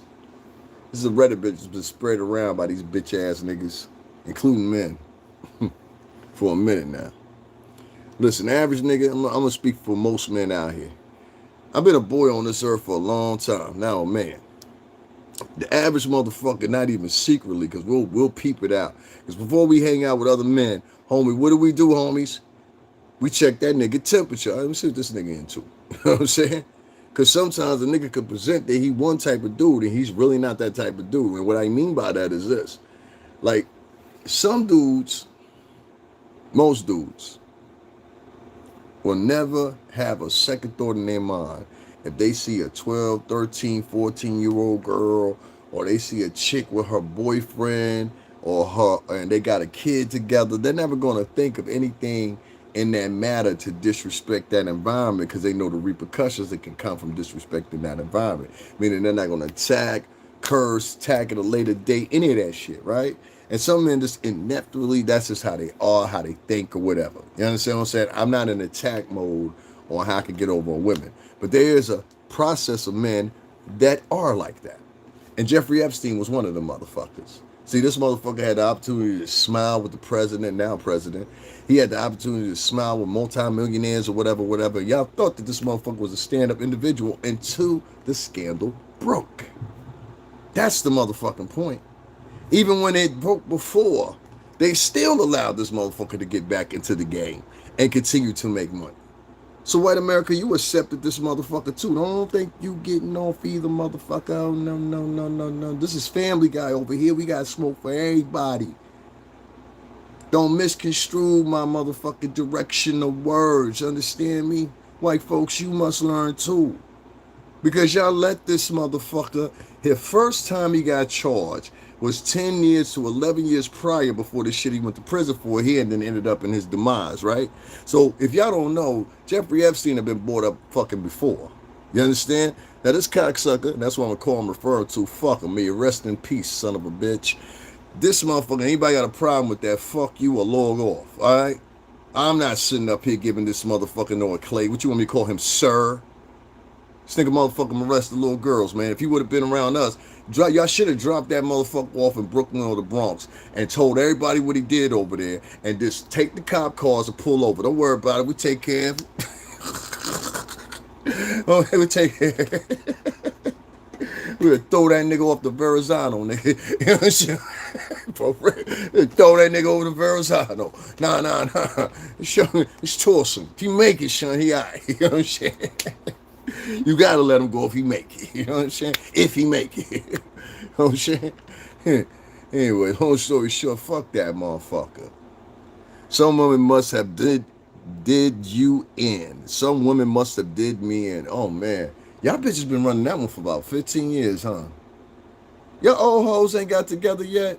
Y'all old hoes ain't got together yet? For real? There goes some other nigga in. Yeah, I am. I'm not your unk either, motherfucker.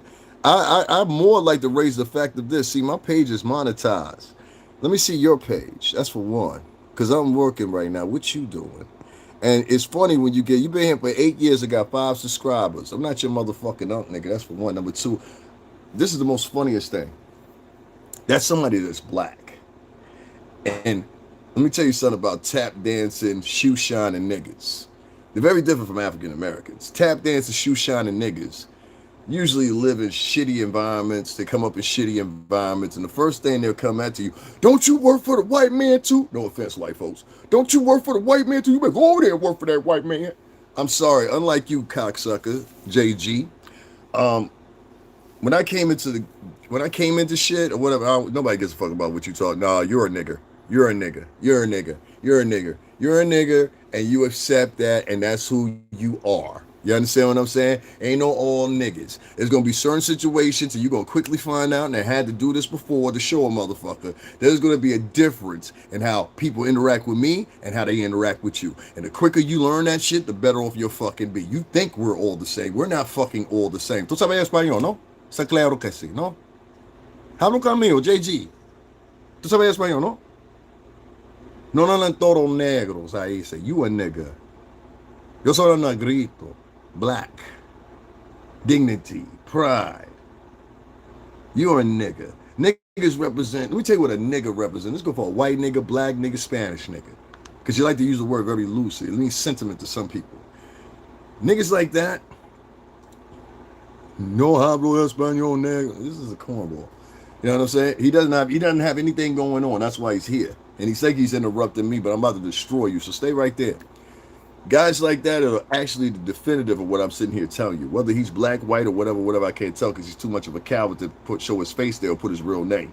The point is, it's the attitude. Pay attention to that. This motherfucker said, no hablo español, negro.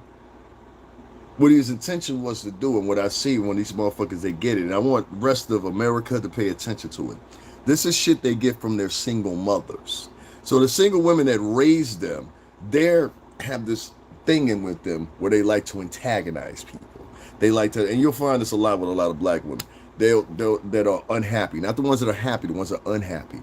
They'll try to antagonize men. They'll try to join in the conversations with men that don't have nothing to do with them. They'll try to punk men. What you mean? Da, da, da, da, da. They'll try to dominate men, in other words. So what happens is her son, this little otherwise feminine motherfucker that's sitting here asking me personal questions about, you do this, you do that, don't you come over here and work with Master Johnson on the plantation? Nigga, you just gave me an invitation to work at the plantation, nigga. You tap dancing ass motherfucker. Matter of fact, why the fuck are you worried about how another nigga make anything happen? That's the crazy thing about it. Just like his what? Like a bitch. That's what women do. Women go around. I'm trying to tell you to pay attention to me. Most of these black American dudes and Latin American dudes have been raised. We're not reading your comments no more. Nobody gives a fuck. Nobody's interacting with you in my comment section. You're a nobody. You've been here for 8 fucking years and you have 10 followers. You're a fucking loser. Point blank, period.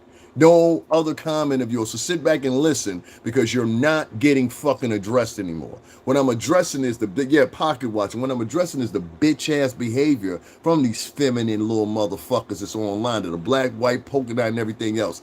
This motherfucker talking about some job. Bitch, you sitting in my chat room writing multiple motherfucking comments. At what time in the afternoon? 1:53 in the afternoon. What the fuck you doing with your life, nigga? Let's ask that question. What the fuck? And nobody ever asked that question. If this nigga is here 1:30, shut the fuck up, bitch. If this motherfucking piece of shit loser motherfucker is here 1:30 in the afternoon trolling in my chat room and he ain't got nothing to do but keep on writing comments or whatever, and none of this shit is adding up, your mama look like a man. Anyway, long story short, if this motherfucker is repeatedly right, don't y'all see he has nothing going on? This is a nigga that live with a chick. Nigga, listen, keep your mouth closed, keep your inside voice on. It's about to get cold out this motherfucker in a minute. You don't want to be in an argument with that bitch and she kick you out in the street with your little motherfucking hefty bag suitcase. You know what I'm talking about, that hefty bag suitcase? You know what I'm talking about? You know what I'm talking about, LJG or LG? That hefty bag suitcase. You know what I'm talking about? You gonna take that motherfucker, got one over here. Like, yo, son, I need your help, son. Like this, 20 degrees outside, you with your little hefty bag suitcase, you understand what I'm saying? It's crazy, you know what I mean? But this is how these people get down. Here's another one here. You're on here at YouTube begging for cash. You have no room to talk. I ain't begging you for shit, bitch. Anybody hear me say anything about a cash app, anything like that? Let me tell you something. There's a consistency that I just can't avoid. First of all, let's get rid of these goofballs. You have men on here that have been raised by women, and they come in here talking like women. So you see the one called chip stack? Like a bitch. A bitch will go through your phone. If you go sleep around a certain type of woman, that chick will go through your motherfucking phone and look at all the numbers that you've called or whatever, right? Y'all know what I'm talking about? Well, the same bitch behavior goes into the men nowadays because they've been raised by these bitches. I'm trying to tell you this from a societal point of view. Listen to what I'm saying. Forget anybody that's African American here is going to start talking, defending this shit. Don't pay attention to them. Don't pay attention to them. They don't know what they're talking about. Trust me. The bitch ass niggas like this one right here talking about begging, the panhandling, or whatever. They will go over to their favorite YouTuber's channel that they fuck with, and they will see that shit. They will see that motherfucking YouTuber has a Cash App, PayPal, everything else. And will have moderators in there asking da da da da da. I travel, moved around for motherfuckers. That's why I didn't go. I was in New York for the past 2 days. I didn't film shit for y'all. I was like, fuck this crowd. But they have a temperament where if it's somebody that they like in the black community and they're speaking the same language on this, like, I don't know, this lateral nigger vibe, that's what I'm going to call it. It's not even a black person vibe. It's like a lateral nigger vibe, right? So, you know what I'm saying? Thank you. I never even asked. Well, what they'll do is they'll come into pals and they'll subscribe to your channel, so they can encourage other motherfuckers not to donate to you by using little keywords. They begging, they panhandling. Let me say this from the bottom of my heart. I don't give a fuck what none of y'all think in the African American community whatsoever. Half of y'all motherfuckers ain't never even left your block in your lifetime. Half of you motherfuckers is on here preaching and talking, got 6 or 7 motherfucking kids or whatever. Bye bye, bye bye, bye bye, bye bye, bye bye, bye bye, bye bye, bye bye. You know what? Let me ask you this real quick before I block you. So you're the person they picked as a representative that goes around telling people, black people, that they can ask for donations or not. Am I to get this correct? You and your group are now responsible for going around telling other black people who they can donate to and who they can't donate to. Just let me get that clear. And you use this via shaming tactics, right? That's how you do it? Come on, speak up. You had so much to say. If you don't want to be accused of, motherfucker, I got 30K followers. How long you been on here? How long you been on here? No, what you're trying to do, yeah, you've been here for 12 years and no subscribers. So let me tell you what Chip Stacks is trying to do.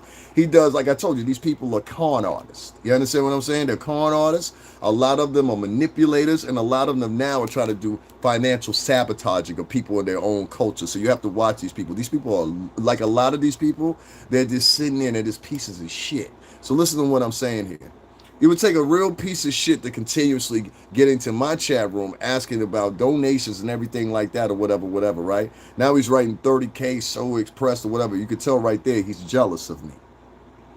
See, he's a very jealous-centered person. 9 times out of 10, if I had to make a guess, this is a person, yeah, that's a woman. That's a woman. That's a woman. Why are you mad? Why are you mad? That's the other one they use right there. Why are you mad? God came down in his wrath and anger and destroyed Sodom and Gomorrah.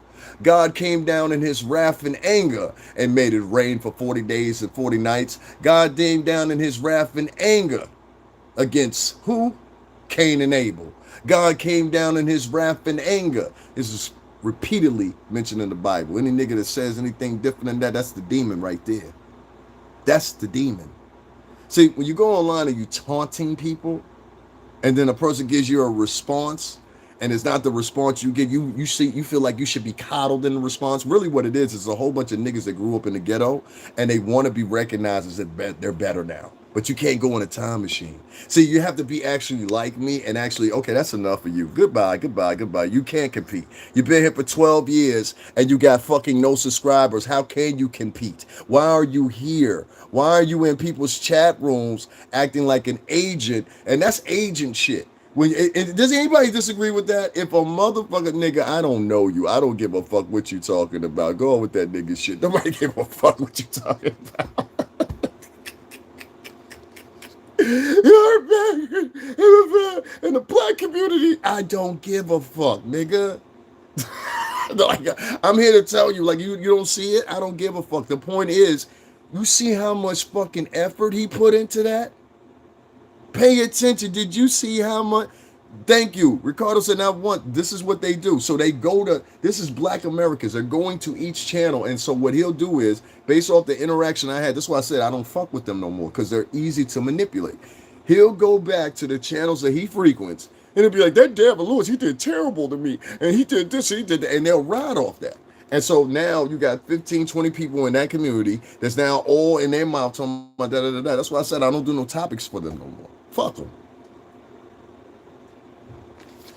I don't want no motherfucker like that around me that can be that easily convinced. If you can be that easily convinced, gracias, Ricardo. Entonces, ¿sabes? Esta puñeta mareno ahí dice, no, chavo, no, chavo, no, chavo. Yo no quiero la chavo, pero la comunidad, esta puñeta mareno ahí dice, yo no quiero. I'm cool, nigga. I'm cool. You can keep that shit, nigga. For real. Just don't ask me for nothing when I'm up. That's all. And I will be back up. We figured out another way to do this shit. We ain't gotta make no money with y'all niggas. I never sat up here and told niggas, keep your money. But now I'm glad that other people, because there's other people in here from other races. You've seen how they operate now.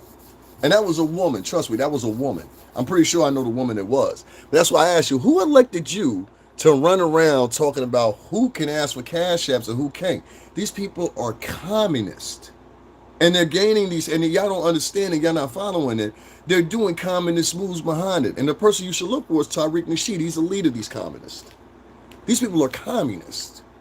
You understand what I'm saying? Him and the Boyce Watkins guy. They're fucking communists. That's how communists operate. Communists come into your, what's in there? Yo soy la cubano la moreno, Jaca su boca. Communists, they come into circles where they see there's something differentiating them from their core values, and it could be tribalism too. You know what I'm saying? Yeah, it's some crazy shit.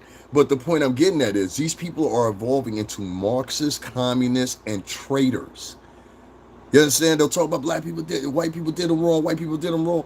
As you can tell, nobody white isn't coming into my chat room talking about some begging or some shit like that. Nobody's here even heard me talk about motherfucking Cash App. I might as well say it now. Guys, make sure you hit up the Cash App, $STRINGERBELL80. Also, make sure if you don't have Cash App, if you sign up with my link, you can get $5 back when you do donate. Or there's a PayPal link in the description box of this video right here, or the older videos. You can go and click that, or Venmo, what's the name? If you like anything that I see, but I'm glad y'all are here to see black American women are terrorists online.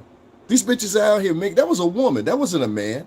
A man would never say, why you mad? Why you mad, girl? Why I'm mad?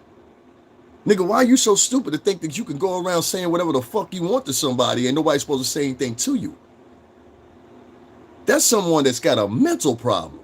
If you think that you're going to disrespect me or anybody else just because you feel some way, you understand what I'm saying? You're going to be quickly surprised. You understand what I'm saying? Real quick. If you're bigger than me, that's fine. Stay right there. You going to be right here? I'll be right back. Just like I told that nigga live on camera that day. Y'all remember that? I told him and his mans that.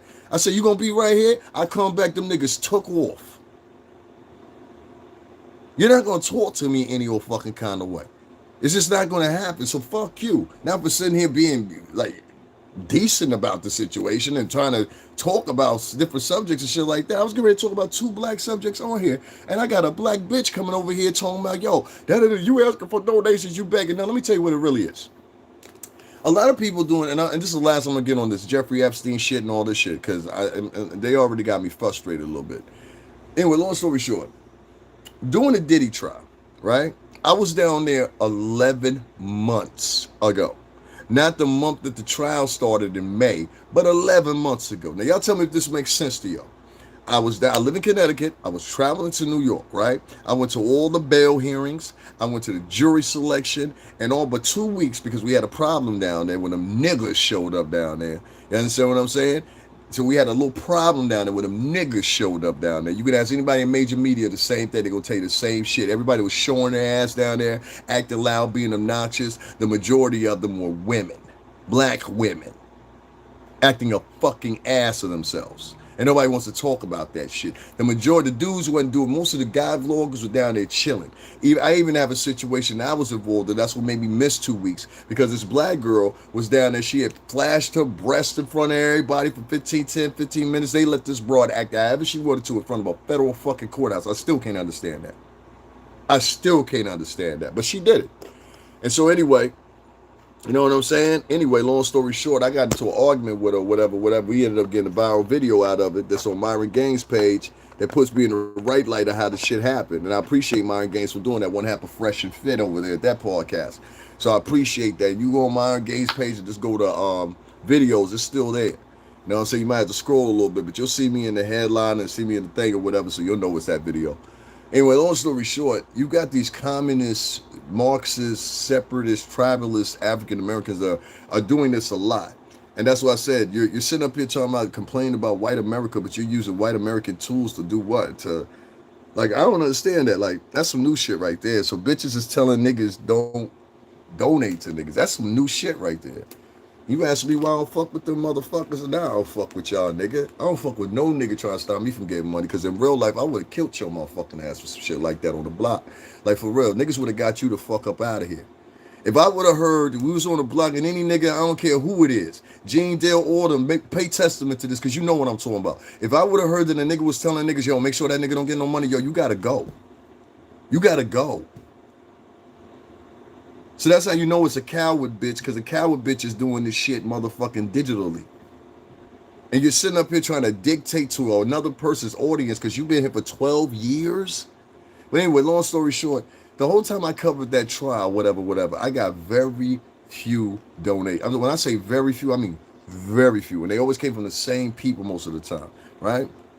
And so I started getting confused by this shit, because I was like, yo, this shit is weird. Like, look at this. Coming through my screen right now. Pay your Verizon bill to it's due. I'll take care, because ain't nobody else going to help me take care of it but me. That's why I don't give a fuck about motherfuckers no more. As I see that. Anyway, I was down there filming. I had one video that had 327,000 people in this, for example. 327,000. And I started breaking it down. I said, well, how a lot of the guys to do a couple things. One, I know the first thing it has to do with is gender. The second thing it has to do with is my race. I'm pretty sure of that, because there's no way 327,000 people tune into you and not one motherfucker is encouraged to donate a dime to you. But as soon as these girls show up, and a lot of them were lying, a lot of them were exaggerating or whatever, it was funny as hell. These girls were getting thousands of dollars, and they were going in the courtroom and basically coming out and articulating how they heard things. You understand what I'm saying? So it was like, and they were long, and most of them, I mean, you see it now, they was wrong. But they were telling you, yo, if you listen to that dude, Davin Lewis, you don't know what he's talking about. No, Davin was right. Davin was right. But you'll never get that from the African American community, because they're not built like that. They're not built on what's right. They're built on what sounds good, what looks good, what's making money. Get the bag. This is who they are now. In 2025, you had a whole generation of bastard kids being raised. Instead of paying attention to the good kids, they paid attention to the bastard kids.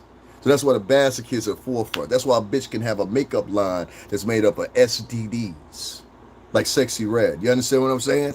So you got to make sure when you dealing with those folks over there in that community, I'm going to say this how it is. Fuck that. I watched the nigga, they put all their faith in and gave him millions of dollars over 13 years. Now they all trying to take him down. These are not loyal people. You understand what I'm saying? Like, you're not going to get far with them. That's why even in conversation, I avoid most black people nowadays, because it's a bad experience. You understand what I'm saying? Here goes some coward in here, right? So you dislike the black community? Don't that sound like you don't like black women? Let me ask you this question. What are your plans to go over and ask the KKK the same thing? What are your plans to go over in the chat room with somebody that's a white supremacist and ask them the same thing? Can we get your hindsight on that? And when should we be able to look at that comment? Go ahead. I want to see, because you're proving my point. Like I said, these motherfuckers, they build on a couple of things. One is victimhood. That's the worst thing they use. You know what I'm saying? You understand what I'm saying? The second thing they do, I didn't say I couldn't stand black women. I guess somebody's making that up. You know what I mean? I didn't say that. I said a particular type of black woman. And I've always said that. I know the difference between good black women and bad black women. I said there's a particular batch of black women that's online, and they seem to stick out more than the good black women. You understand what I'm saying? There's a particular form of black women that's involved in gossiping, involved, and I don't care how much you he. I don't do that shit. That's what niggas do. That's when you know you're talking to a nigga. A nigga is always key. You understand what I'm saying? Here come another nigga in here. The nigga community is sprawling. They don't. You notice they got mad when I started talking about sexy red. No, that's okay. Our kids should be able to use STD branded. You notice when I said the STD, shut the fuck up, bitch. Don't nobody give a fuck about that shit. You live on that shit. I don't live on that shit. I don't live in your fucking shitty ass community. Fuck you. There's always some nigga, we as people, it's words. That's all it is. It's words. Symbolic words. Somebody gives a fuck about your words. Your words don't pay my motherfucking cell phone bill that just came through here. Your words, hey brother, words. I know when I heard Kendrick say that shit in this song, this last album. Hey brother, nigga, fuck you. I don't do that fake shit. I've been in the streets before, dog. I don't do that fake shit, this fake internet voice shit. You understand what I'm saying? So for me, like I said, once again, moving on. You got these sabotagers like you see that motherfucker. The motherfucker that just logged off, he went and got 2 other people to come over here and do the same thing. They feel like since I used to work for Bad Boy Entertainment, I didn't deserve any donations. Even when as far as there was one dude in particular, this fat nigga, and I swear to God, I'm gonna do that nigga dirty when I ever see that nigga again. He think we cool. I swear to God, if I ever see this nigga in person, I'm gonna do this nigga dirty. I'm letting y'all know I'm gonna do him dirty. Yo, word my mother, this nigga went on his channel, and niggas can take that however they want to. With him, I don't give a fuck, because you did too much. You understand what I'm saying? And when I explain it to somebody, they're going to understand exactly why I feel that way. Nigga, you made a couple little threats, and I caught that shit, and I'm like, oh, word, nigga? I'm going to do you dirty when I see you. Word my mother, I swear to God to you. Like, if you count on anything happening, count on that happening. Now, like I said, though, you know what I'm saying? And that's, like I said, I ain't going to do nothing violent to him. You know what I mean? Don't worry about that. I'm just gonna have a chat with him, take him out to get a coffee or something. You know what I'm saying? But I might do something like throw some salt instead of sugar in his coffee. That's all I'm saying. But anyway, long story short, right? This motherfucker, he led the charge, started telling his crowd, oh, he a Diddy supporter. Yeah, I said, motherfucker, you don't know what my position. I don't even know you. You know? So you got this whole little network of like these sassy ass men that work with these bitches. The sassy ass men, the funny thing about it, they be trying their hardest to act like they real niggas. Real niggas don't recognize y'all. For a lot of y'all suck ass niggas, like that one suck ass nigga that came over here. Nigga, I know exactly who the fuck you are. And Jay told me to tell you, yo, don't come over this motherfucker no more. You heard me? Jay told me to tell you that. And you know exactly who the fuck I'm talking about. Jay say he gonna call you himself, because you shouldn't have been over here saying shit, because he fuck with me. And don't bring your old gray bob ass over this motherfucker no more either, bitch ass nigga. I know exactly who you were up in my chat room. This is a hoe ass nigga that nobody fucks with. Like, he'll pretend like people fuck with. Who fuck with you is upcoming bum ass artists. That's who fuck with you, nigga. I can't stand a sucker ass man to come ready to fight on a bitch's behalf, and the bitch is doing dirt. You the worst type of motherfuckers in the hood. Worst type of mother. And the hood is full of them because they all up there. Mama, boys ass nigga. You dealing basically with a generation of soft ass mama's boys. So soft ass mama's boys will be in your chat room at 1:30 in the afternoon talking about, well, you over here talking about you don't like the black community. Now they go over there and spread that. Now I said I don't like niggas. That's what I said. I ain't said this in the hood. Y'all ain't never heard me say this in the hood. I said some shit yesterday in the hood.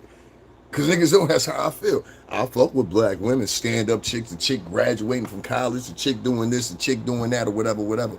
I'm not fucking with scumbag bitches and taking them for real or having them up around me.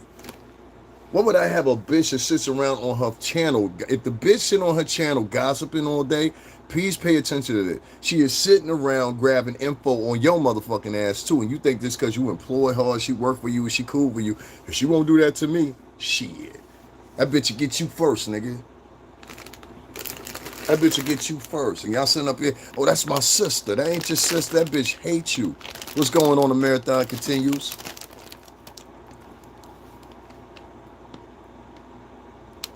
Malcolm X said we should learn to live as separate groups of people and learn to live on Earth together. Which one is it? Separate people or on Earth together? Which one? You confusing me.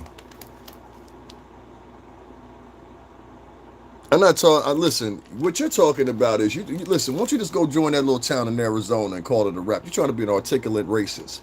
I don't like articulate racists. Listen, my friend, I live in Connecticut. I have my state is 37% motherfucker. What's the name? So when you send a subliminal message, saying it without saying it, you're hiding your message within articulated words. So let me help you out. Basically, what you're saying is you don't like living around no niggas. You understand what I'm saying? And if you had your choice, you wouldn't want to live around niggas.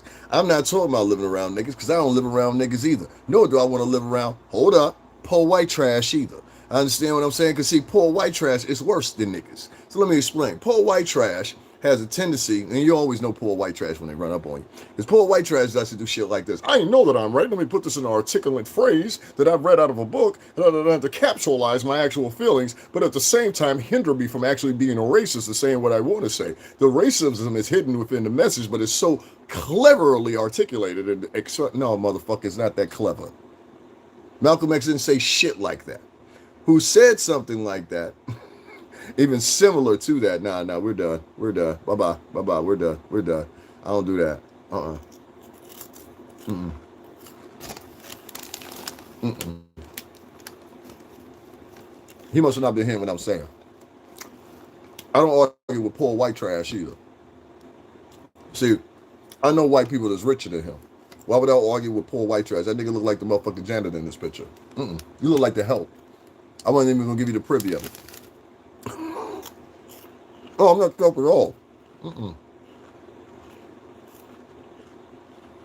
You absolutely right. I'm not tough.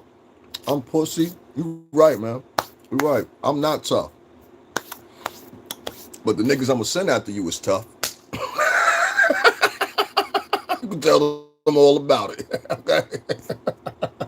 You can tell them all about it, all right? You can tell them all about it. You have to catch that nigga, take his foot. Yeah, Queen. That's all he do. Well, he wrote to me. He was subliminally trying to say something racist to me. So my Malcolm X said it wasn't him. It was Neely Freeman, who said the niggas need to stay away from each other. It's not productive. And he's right. What I hate is, you just last week had a white man that went into a school on the first day of school and shot at 14 kids and killed 2 of them. And white folks ain't said shit about it. Ain't said shit about it. Like, let's put that back up under that. Y'all always want to do that with y'all mass shootings. We ain't gonna stop doing that. Just like we're gonna stop highlighting niggas when niggas do some shit that's sexually out of morality. Highlight niggas over older motherfuckers. Harvey Weinstein is older than Puff. That nigga from Abercrombie and Fitch, which nobody has had an article about this motherfucker since May the 2nd. Is this nigga still alive?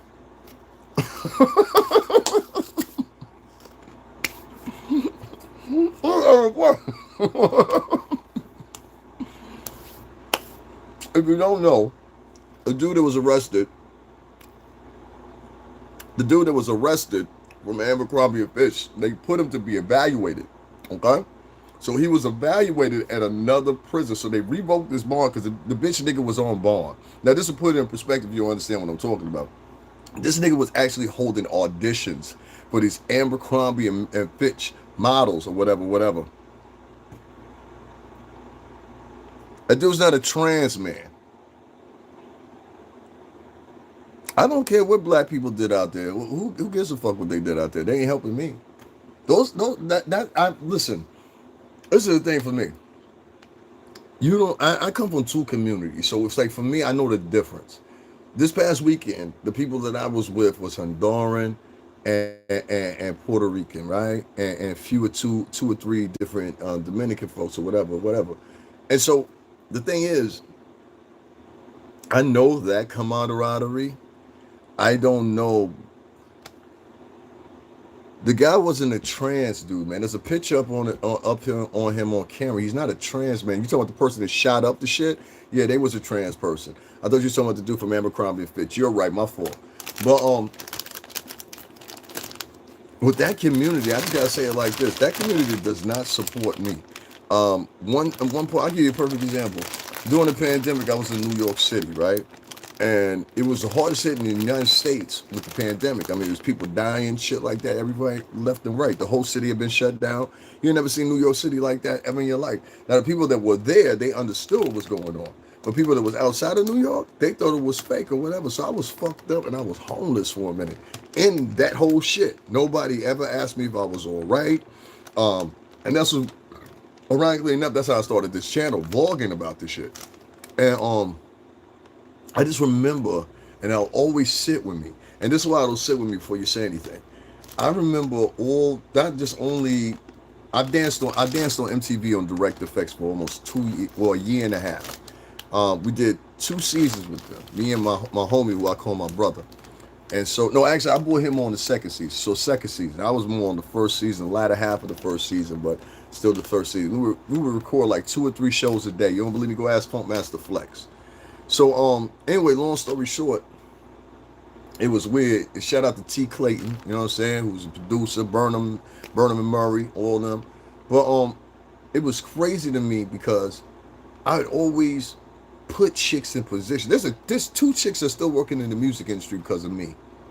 And one of them y'all probably heard, and this bitch know me directly and still acting like she don't know me no more because of the shit I say on here. It's the craziest thing in my life. This bitch can literally send me 10 grand right now. Like, some of y'all niggas be thinking like a nigga on here trying to get nigga pennies, no offense, you know, $200, whatever. That's always start low. But really, like, type of nigga is I've been around, 5, 10, 15. Let me get, you know what I'm saying? Let me get something that's life changing.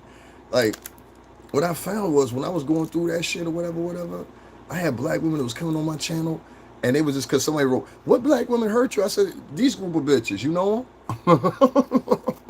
So that's what I like to do. I found that,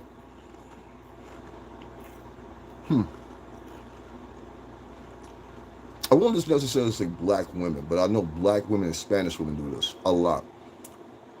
Some of these bitches will be completely poor, but have a tier scale of where you should be at in life to fit them, even if they have no intention of dealing with you, even if you're just in passing or whatever. So I remember one night I was out, and this girl said something because I had some jeans on, and they got like, I don't know how to explain it. They don't look like the typical jeans that most niggas would be wearing. They like some rock star type shit. You know what I mean? Sometimes I dress different. So he's like, "I don't like them jeans." And I'm like, "Bitch, I don't even fucking know you." Like, she just randomly said it because that's how she felt. You understand what I'm saying? And like, what I find with these women is they just randomly say shit or give this antithesis that you should be where they want you to be in life. And I'm like, "Bitch, I'm not made for you. I'm not on this earth for you." Like, you know how much of a narcissist you have to be and how fucking literally deranged you have to be? But these bitches were sitting in my chat room, and I remember the whole time I was going down with it, even at one point where I was at the homeless shelter, they were the main ones. It was white folks that would come in, they'd be cool. It was black dudes that would come in, and for the most part, they'd be cool. They'd be talking a little shit. "Why don't you go get a job, nigga? It's a fucking pandemic. Who the fuck is hiring right now, nigga? Are you out of your fucking mind?" And they thought it was like where they at in Ohio or where they at in Florida. You know, everything's still wide open. No, nigga, this shit up here, shut the fuck down. That's why I said a lot of these people to be on here talking, they never even left their block before. Well, anyway, I remember they were the most vicious bitches on to me the whole time period. It wasn't no compassion for me. It was what can we do to help? Whatever. I can literally count the women on my hand that actually contributed and helped me.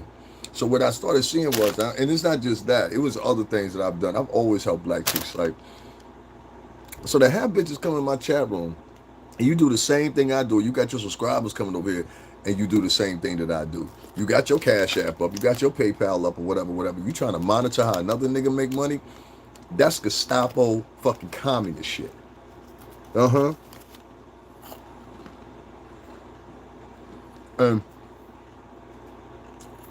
for all my friends that remember the Nazis, what do we do with the Nazis and the Gestapo, huh? I'm talking to Italians right now. What do we do with the Gestapo?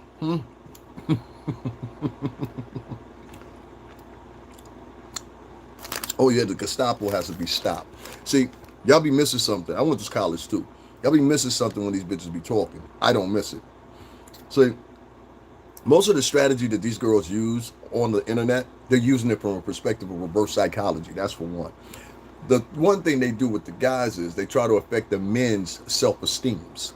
So they'll say things to you like, you know, you're really not that beautiful, right? Matter of fact, when you look at this bitch is ugly as fuck or subpar looking at best. And the women that do or are attracted to you look 10 times better than the ugly bitch that's sitting there passing judgment on her. So basically, her low self-esteem is projected into evil, nasty shit that she says to you. This is what I would say 80% of these bitches always find the same thing that talk like that. They always got something deficient with them. They're either ugly, big, they think they're the richest women in the world or whatever. I'm like, compared to who? uh,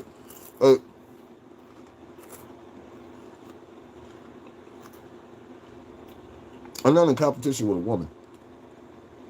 No, at this point, based on how I see, man, crazier than cat shit. Oh, and not even squirrel shit. That's called. Oh, but there's a lot of women that are crazy, but that crazy is just a little bit different. I'm not interested. You know what I mean? Like, I look at it like this. Even if you had a decent one, I said that, I'll say it again. Even if you have a decent black woman, and my last girlfriend was black, even if you have a decent black woman, chances are 70% of the time the bitches that are around her aren't going to be. And you're going to find that out when y'all have like a argument or something like that. You're going to find out who them bitches really are. The same bitches that will smile with you. Hey, guys. That bitch is going to turn into somebody different. I've seen it a million times. So, but the point for me, like I said, was when I saw bitches making fun of me like that. Now, if somebody would make fun of you in that discount, but if it was a woman, they wouldn't do the same thing. They'd be like, oh my God, what can we do to help? You know what I mean? They gave $40,000 to a bitch that had the world believing she got hit with a brick. And then later on got charged because she didn't get hit with a brick. They gave $40,000 to a bitch that said she saw the Carly chick that said she saw a baby on the highway. You know what I'm saying? The sympathy and the empathy is different for black women. And they'll try to correlate it, especially a lot of black men. And I can't stand with black men joining the conversation. I'm like, nigga, how the fuck do you know? You weren't even raised with a daddy. Oh, the race for a nigga to be recognized as a man will blow your fucking mind because these niggas have been raised by bitches so much that they have to overcompensate for being a man. That's why I stay away from a lot of them niggas too, because them niggas be like, it's like every time you get around them, it's like it's competition. I'll be having to look at both of them like, them niggas are not my, and they will never understand how I grew up. You understand what I'm saying? I didn't grow up around people like you. You understand what I'm saying? I put myself out there and ended up around people like you. But I didn't grow up around people like you. In fact, most of the people I grew up around don't even talk like you. So, you know what I'm saying? Like, I can identify with you. I can talk to you, whatever. I'm not anti you. But at the same time, I'm not pro you anymore either. I've done all that I can do. I will not do anymore. I will not be here talking about your motherfucking problems and shit like that when you got bolts of motherfuckers coming in here trying to sabotage my shit financially. That's some Gestapo shit. That's what Gestapo tactics are. So these girls are going to these collegiate institutes, like I was saying, and they're learning Marxism, they're learning communism, they're learning separatism, and they're learning a lot of libtard ideas, socialist ideas, and all kinds of other shit, and basically co-confirming them, co-molding them into one big ball and just throwing it at motherfuckers. And white women are doing it too. But now into the position of black American women are doing. And at the end of it, those batch of women within the culture that think like that, they're going to be the demise of you all. You will cease to exist. I know it sounds crazy, but this will happen within 20 years. 20 years. And most black Americans are going to be like, oh my God, you don't like black folks. So neither does the KKK. Go check them. Go check them out. Huh? Go somewhere where you're useful. You understand what I'm saying? Since you don't like oppression, go somewhere where you're useful. How come your center is on niggas? You ain't go over to the motherfucking white separatist channel and ask them why they taking donations. You ain't say they panhandling, but go over there where we can use you. Because other than that, y'all motherfuckers just look weak as shit and you letting bitches control you. And I ain't never respect any nigga. Let me tell you, any of you niggas is hiding in my chat room right now. If you come to me on behalf of another bitch, I am going to cuss you the fuck out. If you want to take us some fucking where else, we can do that too. I'm not tough, but the niggas I know am. You understand what I'm saying? So leave me the fuck alone. Like I said, bro, there's a whole bunch of niggas that be online that be taking up for bitches. Like, and it's just to a point where it's just like, yo, y'all niggas look like the bitches too. And it's always for a reason. Nigga ain't got nowhere to live at. Watch out for them niggas. Ask a nigga, before you even hang out with a nigga in 2025, be like, hold on, homie. When we start hanging out, where the fuck you live at?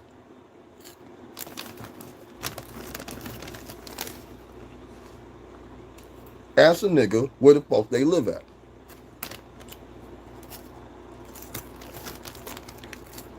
Before you move forward or have a new friendship with somebody African American 2025, ask a nigga where he live at. Ask him what he been doing for the past 10 years. You understand what I'm saying? Because if you say 5 years, since 5 years of him getting out of prison, you know what I'm saying? So you got to ask motherfucking 10 years back. You have to ask these niggas questions because the pure simple fact, you even the ones that come to you and they seem like they're in good faith, they on some manipulative shit. It's like DNA carved in their head. So I don't know, maybe when you get another culture mixed in, it kind of turns that shit off or something like that. But I don't know, but I don't fuck with them no more like that heavy. Now I got black American friends I know I'll always be friends with them, and they ain't never got to worry about that. But once you see and call me crazy, but once you see a group of people trying to destroy you, but they're not going against the real people, they're oppressors. I can't change no. I won't say that, but I can't change things effectively or have effective impact like the KKK, white separatists, and shit like that. So why don't you brave bitches with your chest poked out, go over there and fuck with the white folks? Oh no, you don't want to do that. Your modus operandi is to keep niggas in check because you want to dominate over men. And I'm here to tell you, I will fight you every time, physically or otherwise. Because the bitches are violent too. The bitches are violent, think like this. You make no mistake about it. You run into one of these misandrous, evil, benign bitches, they are violent. Okay, I've seen video after video after video after, hey, big Castle, video after video after video of these misandrous chicks, when they think like this, they're violent. You attack the men, hit men with cars, all kinds of stuff. So, I don't, it's nothing personal, but, I just don't see the benefit of trying to cater to a culture that obviously is telling you, yo, we don't like you. All right, I'm cool with that. I had a nigga that made a video talking about, when you say something about the black community, it's almost over for you. I said, why would it be? You're only 16% of the population. You know how many motherfuckers are in New York City alone?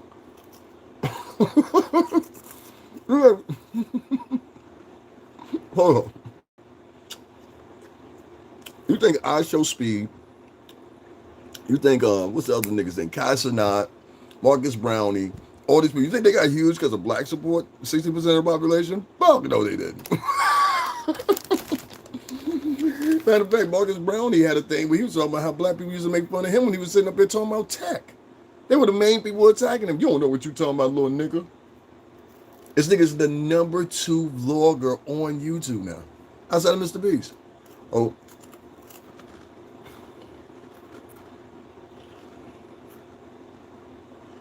And introspect what I'm saying to you. Black Americans are only financially supportive to rebel wannabes. I mean, like, they get up and they talk, you know, symbolic shit. We'll never get nothing effectively done. That's the problem with Umar right now. Just talk. You can't tell me a bill that got passed by Umar. You can't tell me an idea that got passed through Senate via Tariq Nasheed. You can't tell me a financial bill that the FCC didn't switch, or the guidelines because of Boyce Watkins, or any of that shit. Well,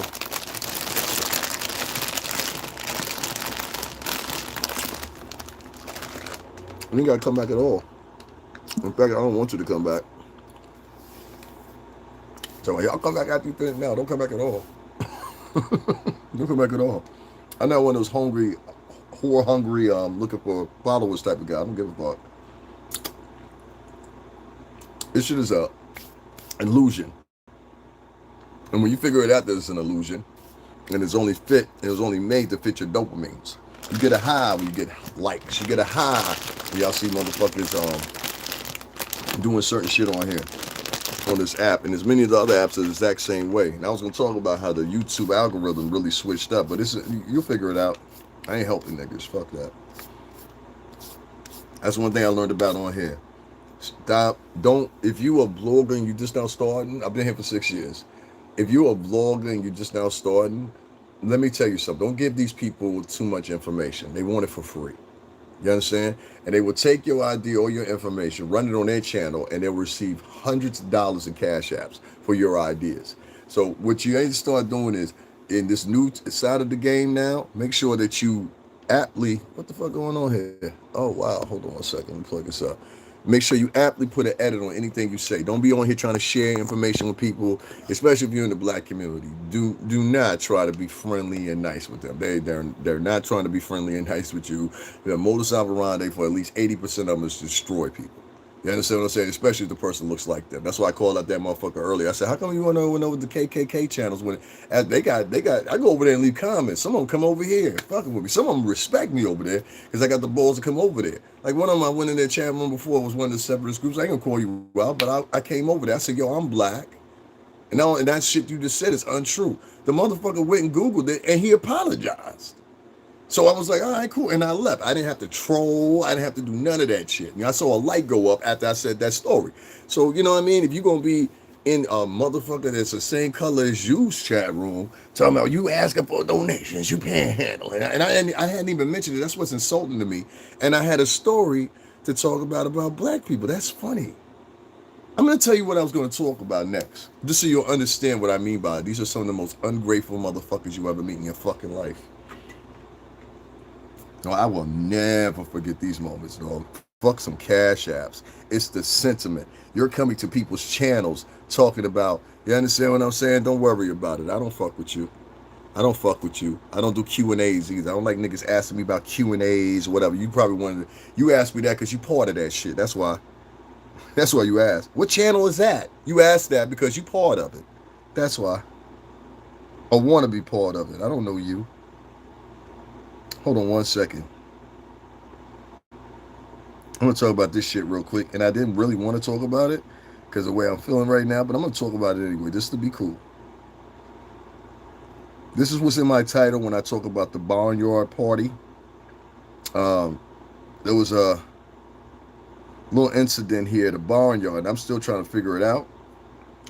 There's the second video that I'm going to play for you for a woman, but it was about a black dude. You understand what I'm saying? It was about a black dude. No. You need to be over pointed on the perspectives of 4 ongoing wars going on right now, Mr. King Switch. I don't like hypocrites now. There's 4 simultaneous international wars happening right now, sir. You do realize this, right? Huh? You do realize this, right? Are you on the ground motive of a daily basis going around telling the people, U.S. troops included, you shouldn't be involved in these conflicts? Are you telling people in Israel they shouldn't be involved in these conflicts? Are you telling people men have always fought and killed each other, sir, since the dawn of Cain and Abel? What are you talking about? Y'all need to stop with this new world imaginary fucking esoteric bullshit that y'all come on, that y'all make up with your own goddamn mind. This fake peace. There can never be peace. That's a sign of the duality itself. Yin and yang. Do you not understand that? We're one out, one on. There cannot be another. The sign of duality will always exist. There's no way of getting around this. There's heaven and there's hell. You will be changed. You will be charged in the middle.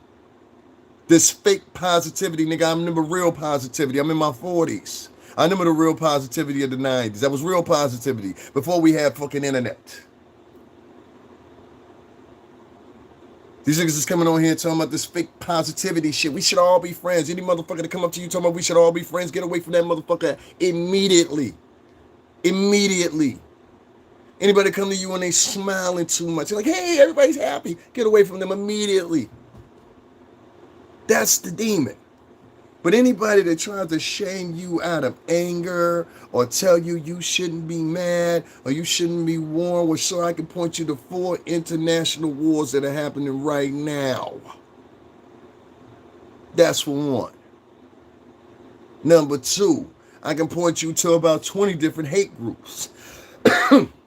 I get online and talk about Asians, get online and talk about Africans, African Americans, Latinos, and fucking body else. Where's your going fucking support going over there telling them niggas, please don't fight and be angry and hate? I'm not a docile nigga, bro. I'm not a docile guy. This fake positivity shit is killing me right now. It's even affecting the bloggers. The bloggers got to get around with these little fake accents and how they doing, guys. Now we got a whole system of fake motherfuckers on here. So you have to sound fake to get cash ads. We need to do that. Hi guys, what the fuck is it? The fuck? Comfort kills growth. I won't even say comfort kills growth. What I say kills growth is motherfuckers' narrow-minded expectations. You can't run around the motherfucking U.S. right now in a realistic tone and be like, yo, hey, you know, we all gotta be friends. Now, some niggas are meant to die. I firmly believe that. Some niggas are better off not being here. Y'all think, all right, I'll give you an example. Y'all think Jeffrey Epstein, y'all think Jeffrey Epstein was better off being here? Y'all think Jeffrey Epstein was better off? You think the world was a better place for him all? Come on, answer the question. They don't never want to answer nothing about. If I would have had a picture of Diddy on here, they would have been like, yo, why are you talking about that? They got a million questions. What about this Jeffrey Epstein motherfucker? Thank you, Heather, for being real. But the rest of y'all fake ass motherfuckers, answer the question. See, that's what I told you. And I'll say it again. They wasn't mad about what was going on with Puff. They were mad because it was a nigga that did it, or they thought did, whatever. And this is in the black community. You need to go back and look this shit over with these motherfuckers. I'm trying to tell you. Like, there's something funny going on. Like, these niggas are the new assimilist. And I've never seen a group talking about anti-assimilation, but at the same time being assimilated. And the only other group I see it out of is the Asian community. Asians will talk about anti-assimilation, but at the same time be at the forefront, along with a lot of Middle Eastern people who want to be assimilated voluntarily. And I'm like, are you out of your goddamn mind? Like, get into the sentiment of the what's the name? Don't indulge yourself into the culture, but they believe they indulge yourself into the culture further, and don't pay attention to the attributes and the things that you're picking up along the way. You understand what I'm saying? Because a lot of times what I see is, a lot of times minorities, because they didn't grow up around whites and they don't know any better, or they're not familiar with the culture here in the United States, what happens is a lot of times, and I hate to tell y'all this, I'm gonna wake y'all up, a lot of times y'all interact with poor white trash and think you're in a good standing as far as socially. Let me explain to you real quick. I've seen black people do this before too. They'll be interacting with, like, say, the janitor, interacting with the cab driver, the local bar owner, whatever. Hey, boss, what's going on? Yeah, I know so-and-so right there. He good man. Yeah, I know so-and-so. I know all them. And their whole thing is who they know. You understand what I'm saying? Goodbye. You know what I mean? So what they'll do is they'll go in there and they'll brown nose these people, kiss their ass, because in their minds they think they're somebody. They will continue this ass kissing and will never get out of line, even when somebody say something fucked up. You understand what I'm saying? They'll never get out of line. Worst place you could be. No. I don't give a fuck about the friendship that much. And my white friends will tell you, nigga, if you say something fucked up to me, I'm gonna say something fucked up to you. You understand what I'm saying? And the main thing, especially if I think I can get you, I'm gonna tell you straight up and down, yo, listen, man, don't do that again. Don't do that again. Simple as that. Don't do that again. You understand what I'm saying? And if you do that again, that'll be the last time I come around that friend. Girl, fuck you, because it ain't gonna get no better. You want me to accept that type of talk. So I always look for people that bring up, like, if I'm around somebody white, and this very rarely happens, but when it does happen, I always make sure to point it out. When motherfuckers start talking about some shit and it has to do with race, but be the same motherfucker to be like, I don't like getting in a race conversation. Okay, if you don't, do you like getting in a race conversation? I always say it like this. You like getting in race conversations? No, not really. Then stop talking about fucking race right now then. And we won't have no race conversations. Cool? All right, cool. That's how, and anybody that's white that knows me in real life will tell you that's exactly how the fuck I am. I don't know what. That's why I have people that come on here that really know me. They be like, so Heather said, yeah. People that really know me in real life, I'll be like, yo, these people be thinking I'm lying to them. And like, a lot of y'all new subscribers, see, y'all don't know me. No, that's you assuming. What it is it's about when you have that conversation or whatever, it's usually poised. I can tell you exactly why it is. I'm talking to Johnny Storm BX. The reason it's like that, you're making an assumption, and this is why I try to tell you. I mean, you get a couple, I don't know what part of the Bronx you live in, but you definitely get Italians over in the Bronx. But shout out to Arthur Ave, which I was over there like 5 o'clock in the morning, 4 o'clock in the morning one night, talking all kinds of shit. Niggas was like, yo, how this nigga over there ain't nobody came outside? Because I be over there. That's why, motherfucker. Anyway, long story short, how can I say it in a good way? You gotta stop assuming things that niggas don't. There's a lot of white people that are willing to have a race conversation with you. There are a lot of white people that are willing to have these intricate conversations with you or whatever. But when you come out and you're trying to have the conversation as blaming and pointing fingers at, you gotta be careful because you might be blaming your, like for example, if I'm Ukrainian, but to you I appear white because you've never lived around Ukrainians, then you'll try to dupe me into a group of motherfuckers that were slave owners. But the truth is, my family immigrated here 2 generations ago back in the 60s, so I would have never been no part of the motherfucking slave thing. Get what I'm saying? So I'll give you another example. If you're Irish and the Irish were just immigrating here, whatever, whatever, what, 1930s, 20s, something like that, late 20s, 30s, whatever, they wasn't part of the Atlantic slave trade. In fact, the people that you should be mad about the Atlantic slave trade, I'll give you a perfect direction. Spaniards and Portuguese. Because without the Portuguese more so than the Spaniards. Here in Connecticut, we have fucking in New London, they have what you call the customs house there out there, right? And it's the actual place where the Amistad, I don't know if y'all know this or not, but the trial and the ship came into the harbor here in Connecticut. So there's a place, it's called Amistad's Landing. You can look it up. I even took pictures out there before. That's where the ship actually came in, and it was docked at this customs house, which was then the courthouse in New London. They ended up having a trial in New Haven, Connecticut. All right, New Haven, Connecticut. This is for the Amistad ship. It was a Spaniard slave ship. That's my point. And so the Spaniards and the Portuguese, they paid more of a part of it. The Spaniards and the Portuguese were even selling other dark-skinned Africans down there. This is why I tell you, go to Puerto Rico. You go to Puerto Rico, they have slave quarters where they used to bring the Atlantic slave trade started in the. You cannot have a conversation. Let me tell every African American this. You cannot have a conversation about the Atlantic slave trade without duplicating that and understanding. Same thing goes with Caribbean people, because the Caribbeans are part of this too. You have to be in the same fucking conversation because it's from the same thing. It literally is. The Caribbean, well, the Atlantic slave trade was part of the Caribbean. Every last one of the people that were coming from Africa, or the indigenous, if you want to say. Some of y'all say indigenous, but I ain't seen none of y'all place no proof. You got to place some proof other than little quotes, some shit like that. I need some DNA strategy or whatever to align this. You know what I'm saying? Because right now it's just a motherfucking rumor. You know what I mean? And I say that respectfully. But unless you got some DNA shit, you can't just be going about, we don't know that. You know what I'm saying? I know some motherfuckers right now that look like a nigga straight out of DR. You know what I'm saying? I know some niggas that look like they Lithuanian. He ain't Lithuanian. That nigga Polish. You get what I'm saying? So it's like, a motherfucker can look like anything based off a genome. A genome is a DNA sequence. There's a Negro genome, the Caucasian genome, and the Asian genome. These are 3 known genomes out of 5. You know what I'm saying? That are represented or whatever. The other one is for primates, which links us to being 98% or 97% or something like that, likely in the match of, I'm talking about atomically. The 1% change, I think, is in communication, brain pathology, and shit like that. Do you believe I don't give a fuck. How about that? I don't give a fuck. I don't do we conversations either.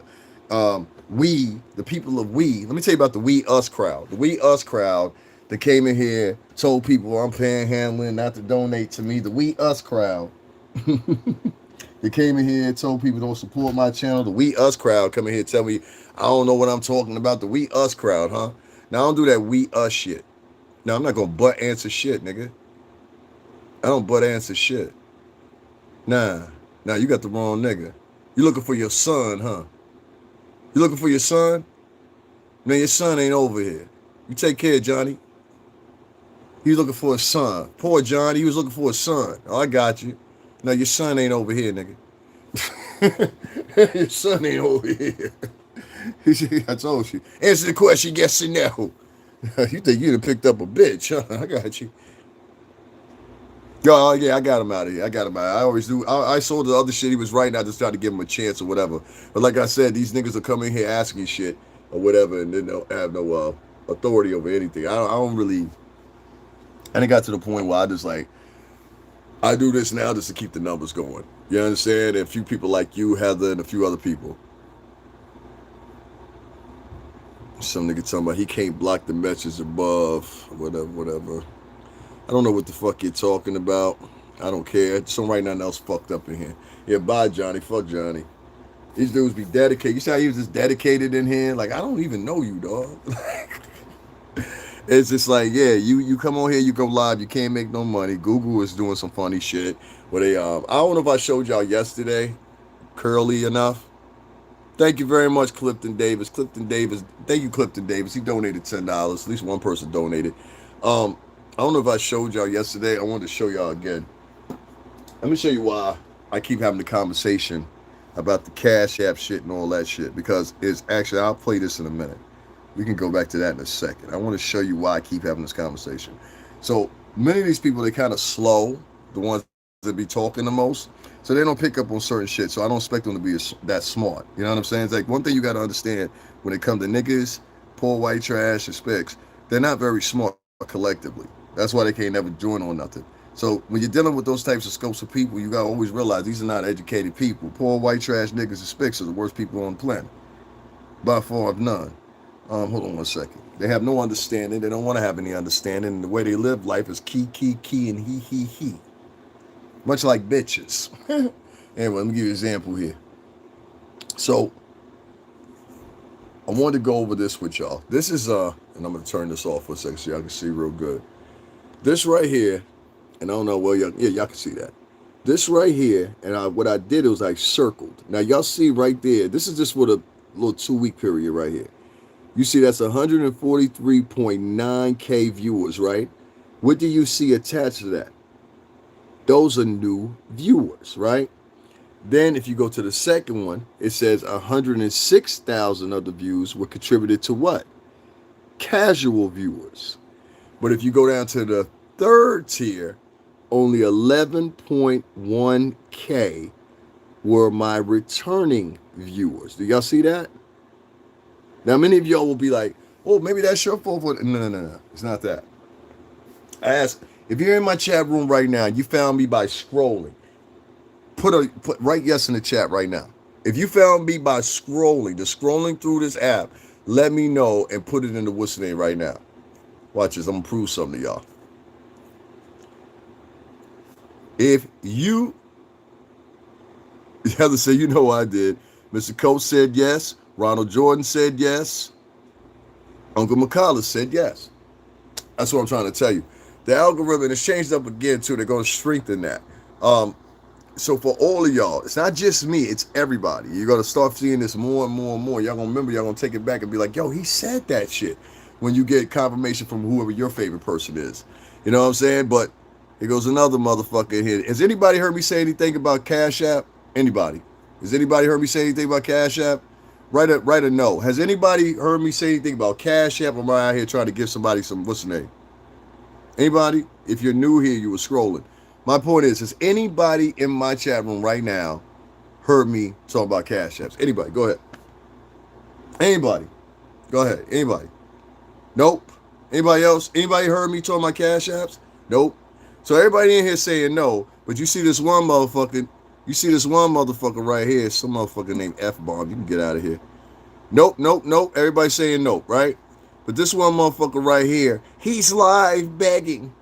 You see what I mean? Like, that's what they do. They center in on men of color, and they don't want to make you money. So not only do you have the white men not wanting you to make no money, you got certain white women, black women who don't want you to make no money. It's crazy. So basically, all the bloggers that are of color shouldn't make a dime. We should just do this all for free, and only white folks they allowed to make money on this app. I got you. Only black women allowed to make money on this app. I got you. Got you. Only black women and white men are able to make money on the YouTube live, right? Y'all in control of shit, right? White men and black women. Somebody even had the balls to write yes in the chat room. He said, yes. James Henley, I want you to do me a favor, right? When you get the chance, I want you to go down in your basement, right? And I want you to take immediately everybody live in your house with you, right? And I want you to slowly turn on the gas valve, right? I want you to leave it there for about 40 minutes. And then I want you to light a cigarette, my friend. And that'll be your story told. Sorry about that. That's why I told you this shit is boring now. The fact that somebody come here and tell you that on your channel, you shouldn't be asking for even donations, that's one thing.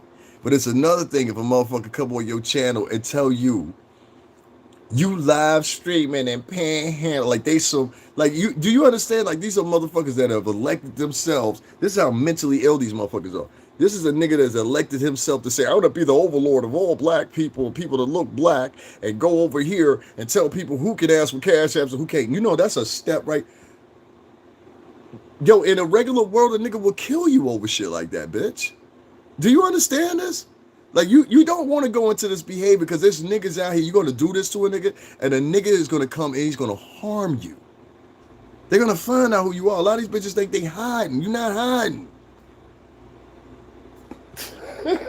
You got motherfuckers over here jumping on people's pages now, talking about you can't ask for no cash app because Mammy at the plantation said so. You run up in a Master motherfucking Candy's house, you tell him I said fuck Master Candy and fuck that bitch you sitting down here. Cause that's all she is. That's the bitch that was at the Mandingo fight.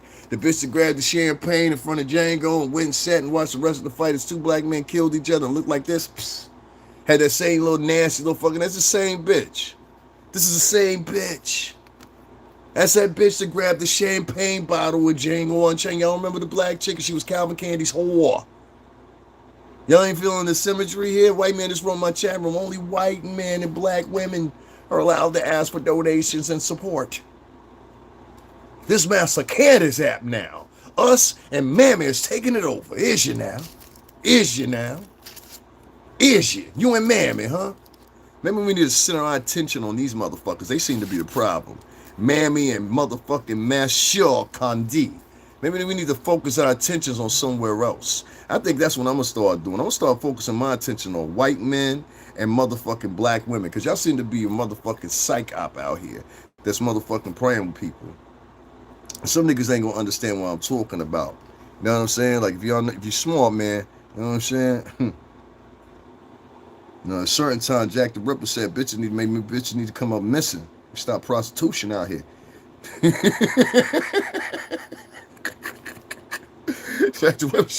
Maybe bitches start coming up missing. We'll stop the prostitution out here. I'm just saying, in ideology, sir. I'm just saying. You know what I mean? Shit.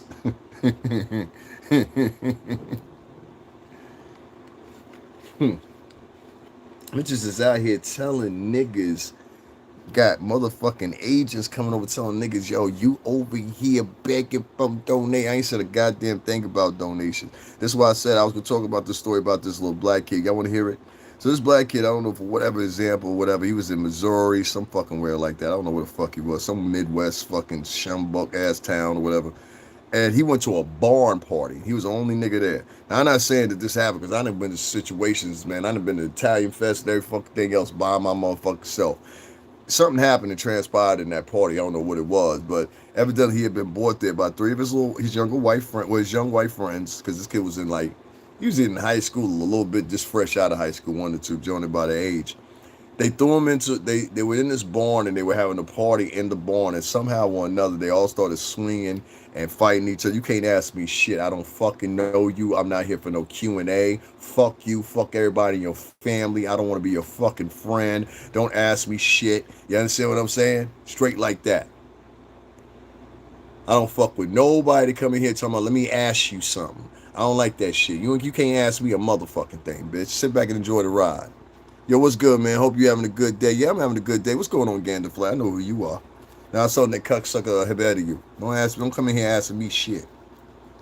I can't stand when niggas be on. Let me ask you something. That's the gossiping crowd. Whenever you hear niggas say some shit like, can I ask you something? Nah, bitch.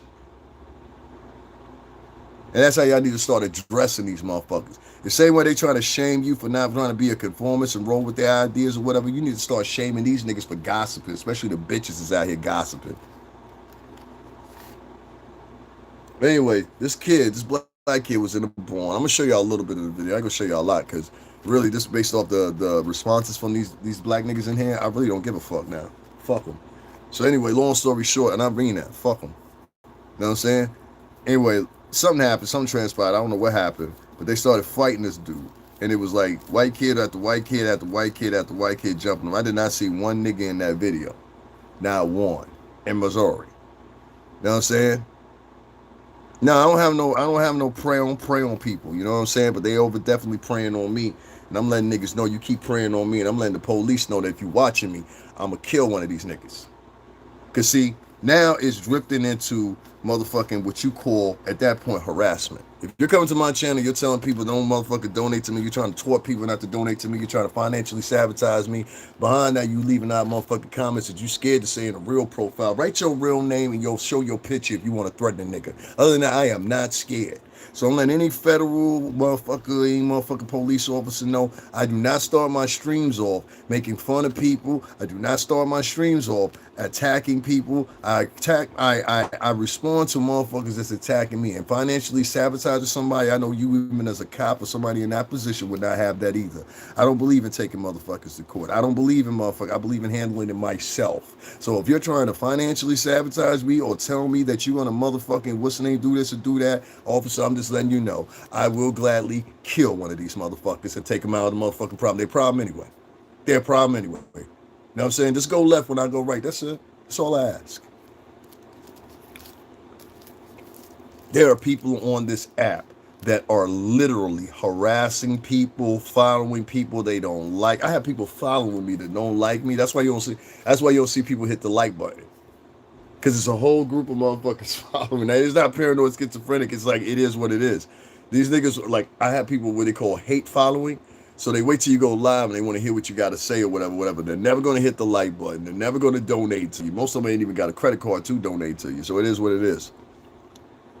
We so far left and right police ourselves. Now, there you go with that we shit again. Did you donate, Kevin? Kevin, did you donate? Watch this shit. Let me sharpen them up. Here you go with that we shit again. Kev, did you donate? Come on, Kevin, hurry up. Did you donate? Yes or no? You wrote that long ass paragraph. Did you donate? Did you donate? Kevin, did you donate? Gang stalking online. This is what they're doing right now, Crazy D. Kevin, did you donate? Answer the question. You see how he won't answer that question? I keep trying to tell you. This watch that we shit and that us shit and all that shit. These niggas use that shit to get close to you. Once they get close to you, that's when they start doing their fuck nigga shit. So you always gotta have your pistol ready when you dealing with a nigga to come off like that and talking about that we us shit. I already don't trust you when you say that we shit. I done told them niggas that watch me know that. I don't come to me with that we us shit. You ain't supported my channel. You ain't hit the like button. You ain't did none of that. And you notice when I asked that fugazi fake ass nigga that shit, he couldn't even answer. Get the fuck out of my chat, bro. Get the fuck out of my chat. You ain't donate shit, nigga. You lying motherfucker. Can't stand a lying motherfucker talking about he don't. You ain't donate shit. You lied. Hold on, I'm gonna unfold that because I can't stand. That's another thing they do too. If your punk pussy ass still, I just unblocked you. If your punk pussy ass still here, you's a motherfucking liar, nigga. The nigga that donated to me, his name is William, not Kevin. So why you sit up here lying and why did it take you that long to answer that? So when you see this back on the motherfucker, just realize how much of a low-end man you are. That's why we trying to tell you this whole shit on here, bro, with this app.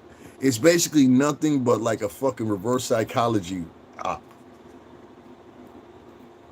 Nothing here but her feelings. No, we're having a conversation, and Mindy, you can fucking fall off a bridge, bitch. I don't give a fuck if you ever come back. Matter of fact, Mindy, say fuck you to your family and everybody else. You don't even know what the fuck we're talking about, bitch. You came here lagging on the motherfucking conversation. You got the audacity to write the shit you want. I don't want your 20 minutes. Matter of fact, Mindy, fuck you. Thank you. Some bitch talking about, how long you been here, Mindy? This bitch been here 3 years and 3 subscribers. You gave 1 subscriber a year. You fucking loser, bitch. That's another thing, too. I can't stand women to be sitting around acting like they more important than what they are. I gave this 20 minutes. Bitch, who gives a fuck? Just leave. I don't need you. Talking about hurt feelings. That's why I try to tell you, you got to watch these people, man. There's another one. You're so angry. Yes. I'm not a fake, fraudulent motherfucker that sits around and pretends like you do all through life. You're the type of person that will be getting beat with a fucking hammer and sit there and smile about it. Oh, everything's going to be all right. It's going to be a bright day. People, listen to me very closely once again. Watch people from that liberal time that we had here in society. This is how they talk. They like to coddle people. They like people to talk to them. No, you're lifeless. That's what it is. You're lifeless. And if you wasn't lifeless and only had 2 subscribers in 5 years, I would give you more attention. But anyway, long story short, a person that's of limited intelligence, they're not going to understand some of these conversations. So that's why I said it's no reason. But I'm going to let this cocksucker sit right here because that's his modus operandi. He wants to make it look like he's right. I'm assuming that you're probably a white man that's angry yourself. And it's funny because white men will get angry in society and we won't have no conversations about it. Like a motherfucker was angry the other day, and that's why he decided to walk into a school on the first fucking day of school and shoot at 14 fucking kids like a coward through a fucking window. But you wasn't talking about that dude being angry, were you? You punk pussy ass motherfucker. See, what it really is a bunch of racists, including racist black women too. They like to point in and talk about people's emotions. See, when you talk about people's emotions, that's a way of motherfucking controlling people. You don't believe me? The SS did it very well. If you wasn't in control, they would put you in control by sending you to their concentration camps. Hitler's youth, they taught them how to be motherfuckers. It's all about reverse psychology. Every fucking cult that's ever existed indulges in reverse psychology. You're not welcome here. You're a loser motherfucker. Talk about, here we go. Because you're not smart, you're dumb. You see what I'm saying? Here we go. The majority of these people here that are subscribers on YouTube are fucking retards.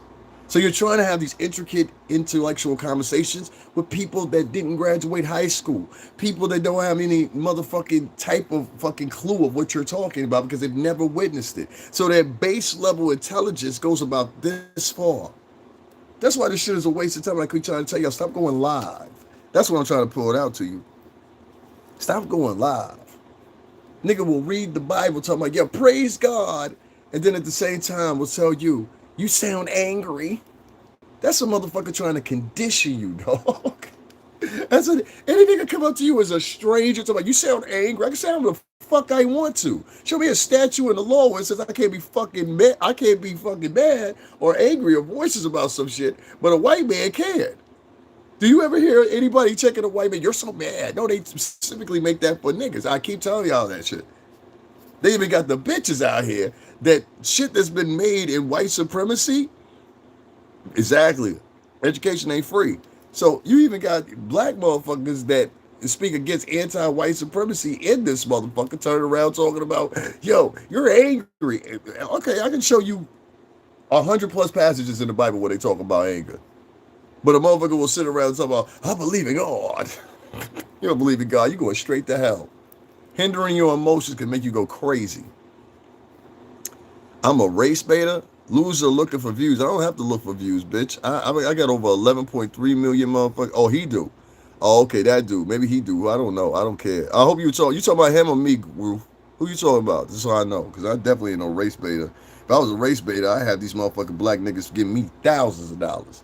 I'll just hop on here every day. White folks this and the white folks that. And what's the other trope they use? We was never taught. Us, we don't know. We was never taught. Hey, Ruby, I'm gonna need you to clear that up. You talking about me or him, real quick. All right, if you're still here. If you ain't still here or whatever, we're gonna get you the fuck up out of here, all right? Anyway, long story short, them niggas get on there. Like, we ain't know. We was kings. Shit. Now, you good, B? You know what I'm saying? Shit is just funny to me. I'm just psychoanalyzing black Americans nowadays. Like it's a totally different person. These people are fucking crazy.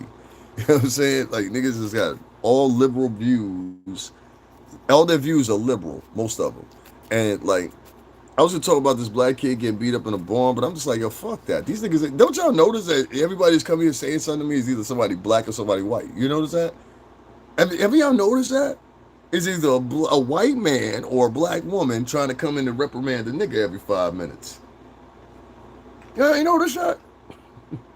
So yeah, fuck that black kid. I ain't talking about that shit. Fuck him. I got better shit to do with my motherfucking time anyway. Fuck that story. Don't take your ass over there no more. There you go. You know what I'm saying? They whooped his ass. They beat the fuck out of him. You'll see it come up as a barnyard fight. I was going to talk about it because I felt some sympathy for him. I'm like, now that I think about it, I'm like, these motherfuckers wouldn't show me the same sympathy if the shit happened to me. They'd be like, ha, ha, he, ha, ha, ha. So I'm just like, you know what? Fuck that shit. And that's how I'm going to start being with most of these black American subjects. It's like, fuck it. Fuck it, bro. Like, what the fuck I'm talking about their subjects for? These niggas are coming in here harassing me. These niggas is in here talking about, we don't want him to get no money. What kind of race of people? Name me a race of people that goes and talks to the same race of people and tells the people, yo, listen, don't donate or don't support him. Go ahead. Just go ahead. Let me know. Let me know. Who is it? Asians? Do they do it? No? Who does it? Indians? Who does it? Who does it? None, no other than black American people. They're the only people that do that shit. That's what I said. That fucking shit. Now, I don't remember you used to bully me, homeboy. I don't even fucking know you. And you sound like a weirdo ass motherfucker just to jump online and just say some random shit like that. That's why I be trying to tell you. Ain't nobody motherfucking mentally ill like black and white dudes on here online nowadays. Like the black dudes online nowadays, most of the majority of them are homosexual men. If you just read the shit that they write, or niggas looking for other men's attention. If you looking for another man's attention, nigga, you want a boyfriend. You understand what I'm saying? Ain't no reason a nigga, let me tell you something, ain't no reason a nigga should be on my live at any time of the day doing motherfucking hours where you could be getting money, and you sitting there and you talking about sexual innuendos, tell me, like, remember you used to beat me up, nigga, let me tell you something. If you, at 14, I got caught with my first pistol. You understand what I'm saying? So if it would have been in high school, you definitely would have got shot in middle school. You understand what I'm saying? I'm just letting you know. You feel me? I did 2 days for that shit for getting caught with a 22 at the time. I probably would have popped your ass back then. See, what you make a mistake is you think because of some suburb shit that motherfucking niggas was pussy. No, I wasn't pussy, homie. You understand? I have a whole family that's military, multiple branches of it. I'm trying to tell you, if you fuck with me, you going to have like multiple military branches, niggas from the VA coming to see your motherfucking ass that love me to death. You like, there's a lot of problems associated with me that you don't see. You understand what I'm saying? I'm not here to help you find them out. You'll find out. You understand what I'm saying? But if you test me, I'm trying to tell you, you're going to die. And there's no other way I could put it. You understand? So I would calm down to all that other extra shit that you're doing right now because you're perceiving, oh, he's cute, he's cuddly. I'm not that way, though. So stop writing shit like that in my chat room. I don't fucking know you. And I don't come to your spot doing that shit.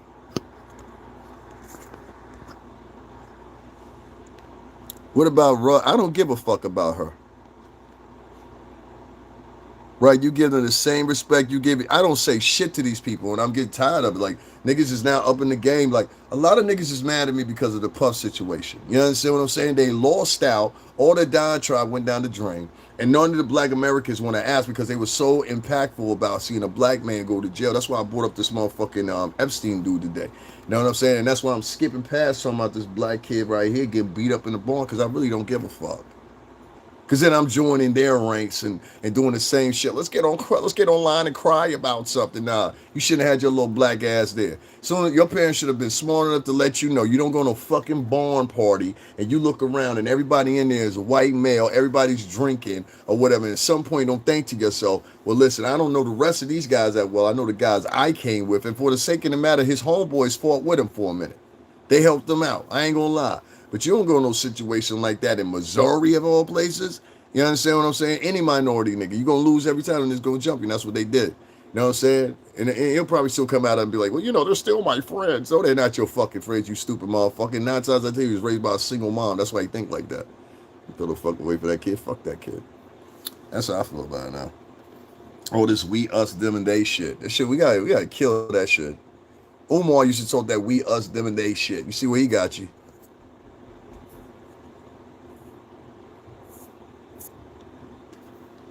Fuck that shit. You ain't smart. I had to think about that shit. What the fuck I'm gonna talk about feel empathy for him? And you couldn't look around and see. Listen, I guarantee you any white kid, he go into a club, he see a whole bunch of niggas in there and everybody's drinking and shit like that. They're gonna stay in there for a few minutes, then they're gonna grab their 2 beers and leave. All right, that's enough of this. Only reason we came in because we showed up at the front of the door. It looked funny if we just walk off, but then we would really be insulting people. But yeah, I mean, like, you know, I don't, you know, everywhere it go. I ain't trying to diss or nothing like that. If it had been my son, I would have told my son, hey, listen, son, it probably ain't great for you. Because listen, I didn't party with a whole bunch of drunk white boys. And if you partying with drunk white boys that are motherfucking strangers, they'll attack anybody. You understand what I'm saying? But if you fucking with you fucking with white boys that you know, and I don't mean to call it white boys, white guys that you hang out with and you know them, you know them for years, you don't have that factor. I think what he mistaken was he went to a party that his friends were invited to, but he wasn't invited to. And he couldn't understand the distinguishment of that. And they beat him up pretty bad. I mean, they were swinging them around. They jumped on him. There were multiple people hitting them and shit like that or whatever. But, you know, we always talk about this we, us, and them, they shit. I ain't had nothing on my channel this whole time I've been live today, but black and white people over here trying to sabotage shit. You know? There's also people that's hitting the flag button as I'm talking to you. So, you know what I mean? This is black people. That's what I want you to understand. So, you know, like I said, I'm going to limit down on these posts or whatever. You got motherfuckers coming, you're complaining, you know that. Like, this is the space of this app. If you're interacting with people, it's not the move no more. I would encourage people, stop going live. Just do uploads. That's where you don't have to be bothered with anybody. That's my preference. Now, it's a sad thing because a lot of people know me for being live, but I'm not going to be traveling this weekend. I'm not going, I mean, on this winter, I'm not going to be going to locations anymore for these niggas. None of that shit. Because black people, if they could get it for free, they'll give it for free. And the only person they financially support is women. And that's going to be their downtribe. And the men are so bitch-strucken and so much on a titty, you can't ask them for any accomplishment or whatever. So I've totally annihilated that shit. I don't ask black people for nothing. So when you come to this channel, you hear somebody say, oh, you babe, I'm not asking the black community for nothing. Y'all can keep that shit. I know who you are.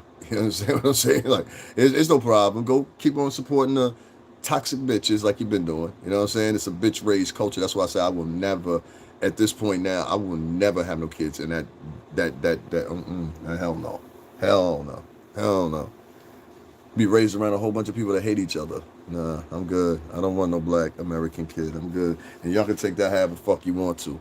All right, take it however the fuck you want to, clip it up, post it up, do whatever you want to. That's my preference. I don't want to put my child in a fucking environment with a community of people that realistically hate each other and put women at the helm of every decision they make, put women as priority on everything that they do because they were raised by these bitches solely. I don't want to be around no men like that. I don't want my child around no men like that. It teaches them how to be docile and weak. And any man that knows what I'm talking about outside that racial group right there of African Americans knows exactly what the fuck I'm talking about. You be docile. I don't want to collect the docile. They want you to teach your kid how to be docile. That's what the bitches are into. Most of these women that are out here telling you it's why. What the fuck is it to you? Now give me 1 second. I'm about to fix something. Hold on 1 second. I'm trying to get these messages back up on here. Maybe they don't want me to see y'all messages no more. Yeah. We got it. Yeah, I don't do all that we us shit. So yeah, I just don't. I just don't. Nah, I'm not gonna be going live. No, I'm not gonna be going live like that no more. Like today, when y'all see me, the rest of the day y'all probably should see uploads, unless I find something to talk about that I find that I want to talk about. But nah, this whole serving the African American community or whatever it is, I'm getting out of the black business. That's why I just had to catch myself. I was like, I'm not talking about this little black kid got beat up or whatever. Who gives a fuck? I'm sorry. That's just where I'm at now. I really don't give a fuck. You know, at first I did, and then like you see people like, and I'll tell you what made me not do it. So you don't think I'm an asshole.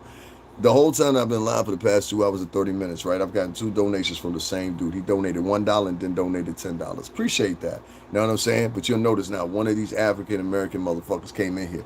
Most of them can't capsulize what I'm talking about because most of them are uneducated. I'm not trying to be funny. Either uneducated or uncultured, and they live in areas that are not condescending with having these conversations. So based off that, you're having conversations with a brick wall, and if you don't simplify it and articulate it in simplified terms for them, they're not going to get it. So for that point, it's like it's a waste of fucking time. I'm talking to fucking retards.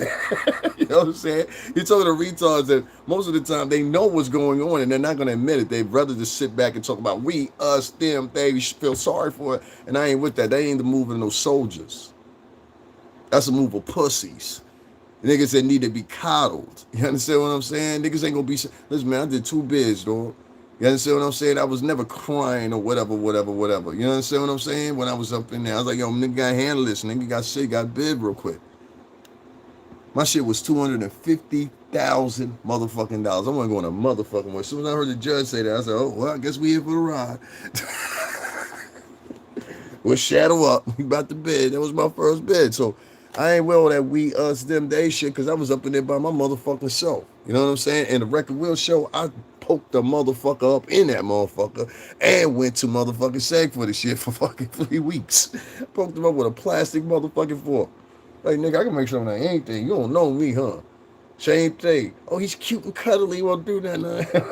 Nigga, I'm like a honey badger. You know what a honey badger? That's who I am. I'm a honey badger. You like, oh shit is real. The hair's like, oh shit, did that nigga just stab that nigga with a plastic fork? Hey, Mike, I swear to God, true story. So, it is what it is. But, I'm a sweetheart. That's right, I'm a sweetheart. Don't worry about me. It's nothing to worry about. I'm safe. Real talk. I feel the same old, it's old now, back in black crime degenerate. I mean, we're going to talk about white on white crime, too. I mean, white on white crime includes him shooting up the motherfucker. Yeah, Honey Badger will fuck you up. He's a little motherfucker, but he takes on tigers, bears, and wins. That's the point. And wins. I'm a Honey Badger. That's cool. I can live with that. You know what I'm saying? I'll claw your fucking lips off, too. You know what I'm saying? For real. We're different. I mean, I'm more with that. Fuck him. He don't need to walk no more then.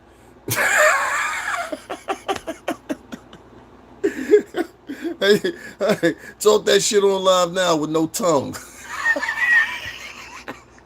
I'm joking. I would never do nothing like that. I'd never me. I'd never me. But anyway, long story short here, right? You got a lot of motherfuckers on here that was built that we us shit or whatever, and it's not computing with me. I've done 6 years of experience with these fuckers up here on this internet or whatever, and that's why I've dumbed down my conversations. I just take them base front from what I want to talk about, and that's it. I don't give a fuck about whatever. I've had points in this live now that I've had 120 people in here. You'll see there's nothing but 53 likes. We've got strangers following us. I've showed the proof of that just a minute ago. I said, how is it 126 views? I didn't see what I was talking about. This is the reason why, and people couldn't correlate it. And that's why I said it's worthless to be on here streaming now. So if you're trying to make money like the rest of us. If you see right here, you see, oh, excuse me, hold on, let me turn this off real quick and I'm going to show y'all, because I've been explaining this for a weekend. Like I said, most of these people here, they're uneducated and uncultured, so they're not going to understand, especially if they from over there with them folks, you know what I'm talking about. So anyway, listen right here, right? Goodbye. Take care. That was another motherfucking weirdo. There's no such thing as white on white crime, there isn't.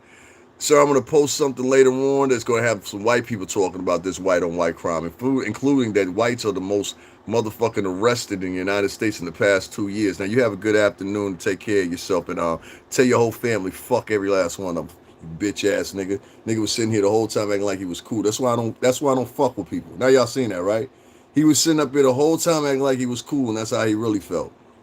So I don't fuck. What up, Fred? I know who you are. I know you good. You know what I'm saying? So here, right here, I want to show y'all something. So what I've been telling everybody is the reason a lot of us are not seeing the money that we used to see or we're not getting donated to is because they're prioritizing and pushing us out to new viewers. Why is this? Because the new viewers are potentially hits for them for their advertising slots that they're charging people for. You understand what I'm saying? They can't justify charging these people the massive amounts that they're charging them on these motherfucking platforms if they can't justify the clicks and the views and the purchases. All right? So what they do to pan it out a little bit more and justifying it, instead of having like my little 30,000 people or whatever, and just having me prioritize to send a signal out and saying, hey, Davin Lewis is live to those 30,000 people, right? What they're doing now is, and I asked people in the chat room, so you can scroll back, you can see, I said, how many people in here found me at just scrolling? You understand what I'm saying? Like if you're in the chat right now, how many of y'all found me just scrolling? Y'all was just scrolling and I came up upon me. Well, at one point, and this right, yes, in the chat room if that's the case, but at one point, that's not how it worked. I've been here for 6 years, trust me. It worked by you would go live and they would get you out to a third of your subscribers. Then behind that, that would be the priority. Then after that, somebody said scrolling. Then after that, the priority would be getting you out to the, the other people, whatever. But you're going to see here, this is just in 2 weeks' time, all right? This is from, well, actually, this is a month time or whatever. This is from my larger video. So like my, what's the name? See, somebody else says scrolling. So you'll see right here, it says new. You see how it says that right there? New viewers. And you're going to see a number behind it. That's my top view right there, 143,000.6K, right? The second, now this is not all my total views. This is just where the basis of certain views came from. Casual viewers watched up to 5 months over the past year. 106,000, okay? And I'm definitive of them. And definitive of new viewers is watch for the first time. Then it's regular viewers. These are people that watch 6 months more or over in the past. Only 11.1K. So you start seeing where the prioritization is going. The prioritization is going to getting us to new viewers among all that is paramount. Secondly is a mid-tier viewers that necessarily they won't donate to you, support you, or anything like that. They just there. They just sit stagnant. Then the third type, that's your core viewers. Those are the people who probably been with you for 6, 7 years, however long I've been here now. And that's what it is. And this is off my page. And I put this up in the community section, and none of these niggas that are bloggers even paid attention to it. And y'all should be the main motherfuckers paying attention to it because you blog. Little dumb motherfuckers. They fucking with your money too. It's all good until they start fucking with your money, right? I hear you. I hear you. I hear you. It's all good until they start fucking with your money, right? We, us, them, they, us. Fuck out of my face with that shit. Nigga come in my face with that we, us, them, they, us, we got to. Nah, nigga, you got to. You on your own, nigga. Just like you told me. You on your own.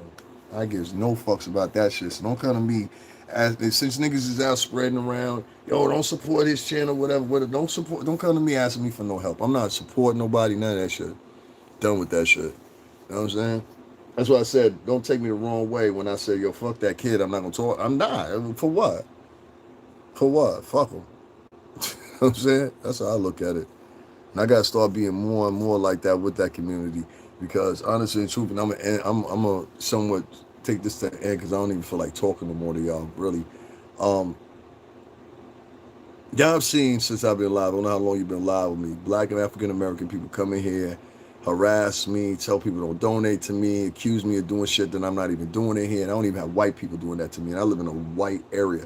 I live in fucking Connecticut. I don't even have white people doing that to me. It's always niggas. If you go into a store, you're grocery shopping or whatever, and they got black security, you are in danger. Leave that store because that black security will antagonize you in a way they can't antagonize other motherfucking white people because they're scared. You understand what I'm saying? A lot of the shit they do are based off fear factors. They're scared to do it with anybody else.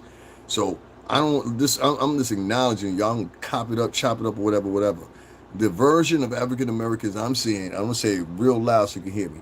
The version of African Americans I'm seeing in 2025 are nothing more than con artists, liars, led by bitches, and sabotagers against nobody specifically and exclusively except for their own. Therefore, those people that ain't doing it in that segment by hiding behind a fake profile or whatever, you're a fucking coward. You understand what I'm saying? And if I catch you, you understand what I'm saying? Matter of fact, just make sure you got a thick jacket on. That's all. Just make sure you got a thick jacket on. That's all. That's all I'm saying to you. Zip it up. You know, it gets cold outside. But I don't like niggas like that. And like I said, man, I just find it funny that people are allowed to operate like this and then go over to their platforms and act like they're stand-up people when they're doing dirtball moves online. You understand what I'm saying? And there's a whole bunch of people in the black African American community that operate like this. They might present to you, even the ones that watch the ones that smiling the loudest and try to articulate the hardest. Those are usually the ones that come from trash. And you'll know it very quickly, you heard? Broke ass black loser still begging for money. That's Jersey Mike. This guy, he happened to come here 13 times. You understand what I'm saying? Did y'all hear me say anything about cash apps? No, you didn't. But Jersey Mike, based off the black conglomerate, believes he can go back and forth and control YouTube and only specifically control black niggas on YouTube. So you'll see him say again, get a job, loser. I do. My page is monetized. Why are you so worried about another man, Jersey Mike? Jersey Mike really wants my cock in his mouth. That's really what it is. See, a nigga like Jersey Mike, let me tell you about these nutty ass motherfuckers. Anybody, and that's probably a bitch 9 times out of 10, because bitches be using men's profiles so they can make it look. Bitch, I'll stab you in that profile, bitch. You understand? You and that motherfucker, both, if separately, if not one, can die. Because I pretty much got a feeling I know who that is. That's a little light-skinned gal. You want your whole man. I hear you. I hear you. I hear you. I hear you. I hear you. Won't you put your real name up on the screen and put your real picture? Since you so motherfucking brave, because you look like a pussy right now. You got a pink, let me tell you what I mean. You got a fake name.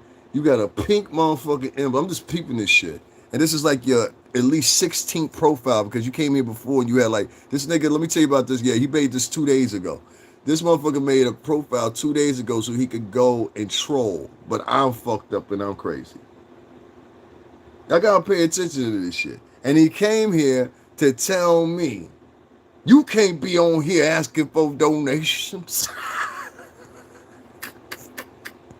That's Black African American community for you. That's their bitches. That was a bitch. They're bitches. Yeah, they're bitches. I'm trying to tell you. Now you see why I went. And that's why I said, fuck that kid. Talk about that little motherfucker. Fuck him. You know what I'm saying? And fuck your kids to look just like him. Now about that shit. Because that's all you get in here. Mammies and motherfucking po white trash men. They come up here and talk about, yo, don't support his channel. Don't do this. Don't do that. So you know they doing that in other places. That dude that just came right here, that bitch that came here. That motherfucker made 14 profiles one day. If y'all were here with me, wasn't here with me. This motherfucker made 14 profiles one day and was literally coming back to back to back, talking about don't donate, don't support. I'm like, motherfucker, I don't even know you. You understand what I'm saying? But that's how mentally ill African Americans are. He had just made that profile. She had just made that profile 2 days ago so they could come over here and do that. Y'all find that mentally ill? Y'all find that a little offy? And we sitting over here talking about us, we. I mean, fuck that what's us and me. Let me tell you something, nigga. Let me tell you something right off the bat. There is no we, us, nigga. And if I gotta get you the fuck out the way, fuck all that we and us shit, nigga. I'm gunning you down, brapping you, all that shit. Ain't no we, us. Since you hear it from me in my mouth personally, nigga, I will wipe your ass off existence, nigga. Straight like that. Fuck all that we, us shit, nigga. It's me. It's me. Fuck your life, nigga. That's what I'm on now.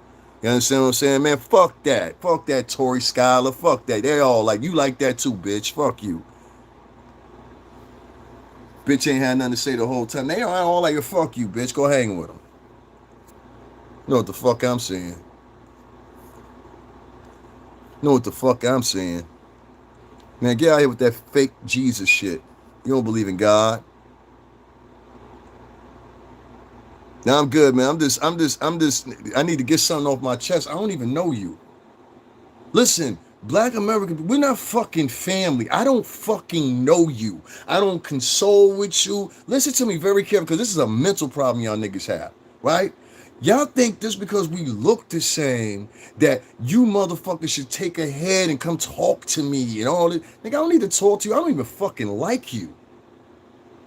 So why the fuck do I need to talk to you for? Like, I don't like that. That shit is so fucking like, what's the word I'm looking for here? That shit is so, not weird. It makes me uncomfortable. I'm like, nigga, like, I have people do that. Like, one day I was drinking a coffee, smoking a cigarette.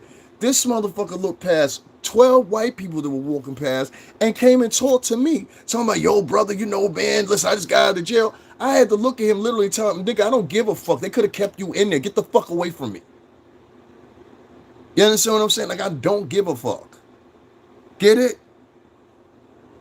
The fuck is wrong with this nigga? This nigga came back with another fake profile again, talking about, I need to do this, I need to do that, I need to do this, I need to do that. This is a woman or a man, or this is a motherfucking weirdo, dog. How many profiles you got now? This motherfucker came back again. So you created that one when? You created that profile 4 days ago. You understand what I'm talking about? And this is what this app allows people to do. These niggas are retarded. This nigga created a profile 2 days ago, then 4 days ago. That like literally somebody sat at home and they said, I know what I'm gonna do. Next time he goes live, I'm gonna put my fake profiles in. Each fake profile ain't got one picture in it. Just get a job. Well, nigga, we gotta pay taxes for this motherfucking shit. Don't you know that? You don't even know about business. Only thing you know about is motherfucking taking your tongue out and licking it in the ass of your boss. You need a boss. Hey, boss. Boss. Oh, you just finished using the bathroom. Let me use my tongue as toilet paper, boss. I love you, boss. What time you need me here tomorrow, boss? Boss, what time you say you need me here tomorrow? You fucking coon motherfucker. Motherfucker made 2 profiles. 1 2 days ago for, man, listen, man. If y'all don't know these black people on this fucking app are mentally ill, I don't know what to fucking tell you. And I'm showing you. You see how these niggas act, bro? Don't donate to them. You ain't got to donate a goddamn dime to me. Fuck you and the African-American community. Keep all that shit, bitch. Nobody wants your nigga pennies any motherfucking way. I don't need no motherfucking niggas donating to me. Fuck y'all niggas. Now, what you gonna say about it? You gonna run back and tell that? Run back and tell that shit. Run back and tell you, if you're gonna have the conversation, you're gonna send your little soldiers over here, whatever. Run back and tell that conversation. I don't want a motherfucking dime from any last one of y'all motherfuckers in the African American community. Because I got a premonition. I got a premonition that more and more white people and people that are Latino gonna see me, and they're gonna understand and see who the fuck you people are. That's what I want them to see. That's the whole point of this. So keep on coming to troll. I want the world, because you think I just got black viewers. That's the weirdest shit ever. I want the world to see how you motherfuckers really act versus on the acting you're doing when you're on camera, especially the fucking notorious bitches that y'all motherfucker pay for OnlyFans and everything else to make these bitches riches. And these bitches don't even turn around and regard when they open a business and hire men. They hire other bitches. Stupid motherfuckers. I don't give a fuck, bro. Fuck that shit. I don't get no problems from white, except for white dudes that are corny. I don't get no problems from white dudes like that. I don't get no problems definitely from Latin dudes like that. It's always black, feminine men that support fucking mouthy, nasty bitches, not black women. You know what I'm saying? Like, here goes some other nigga. You Somalian? No, it's your motherfucking Eskimo, a fat bitch. Anyway, you know what I'm saying? You always got dudes that come in and they always saying some dumb shit. And it's always black dudes or white dudes. You know how neurotic you have to be to create 2 separate profiles with no picture or whatever, whatever. Do you sitting up there talking about I'm the problem? Nah.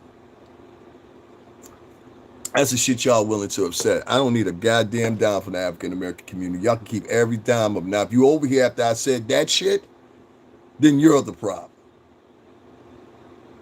You understand what I'm saying? I don't want to even be involved with y'all niggas. If you're black, don't even talk in my fucking chat room no more. How about that?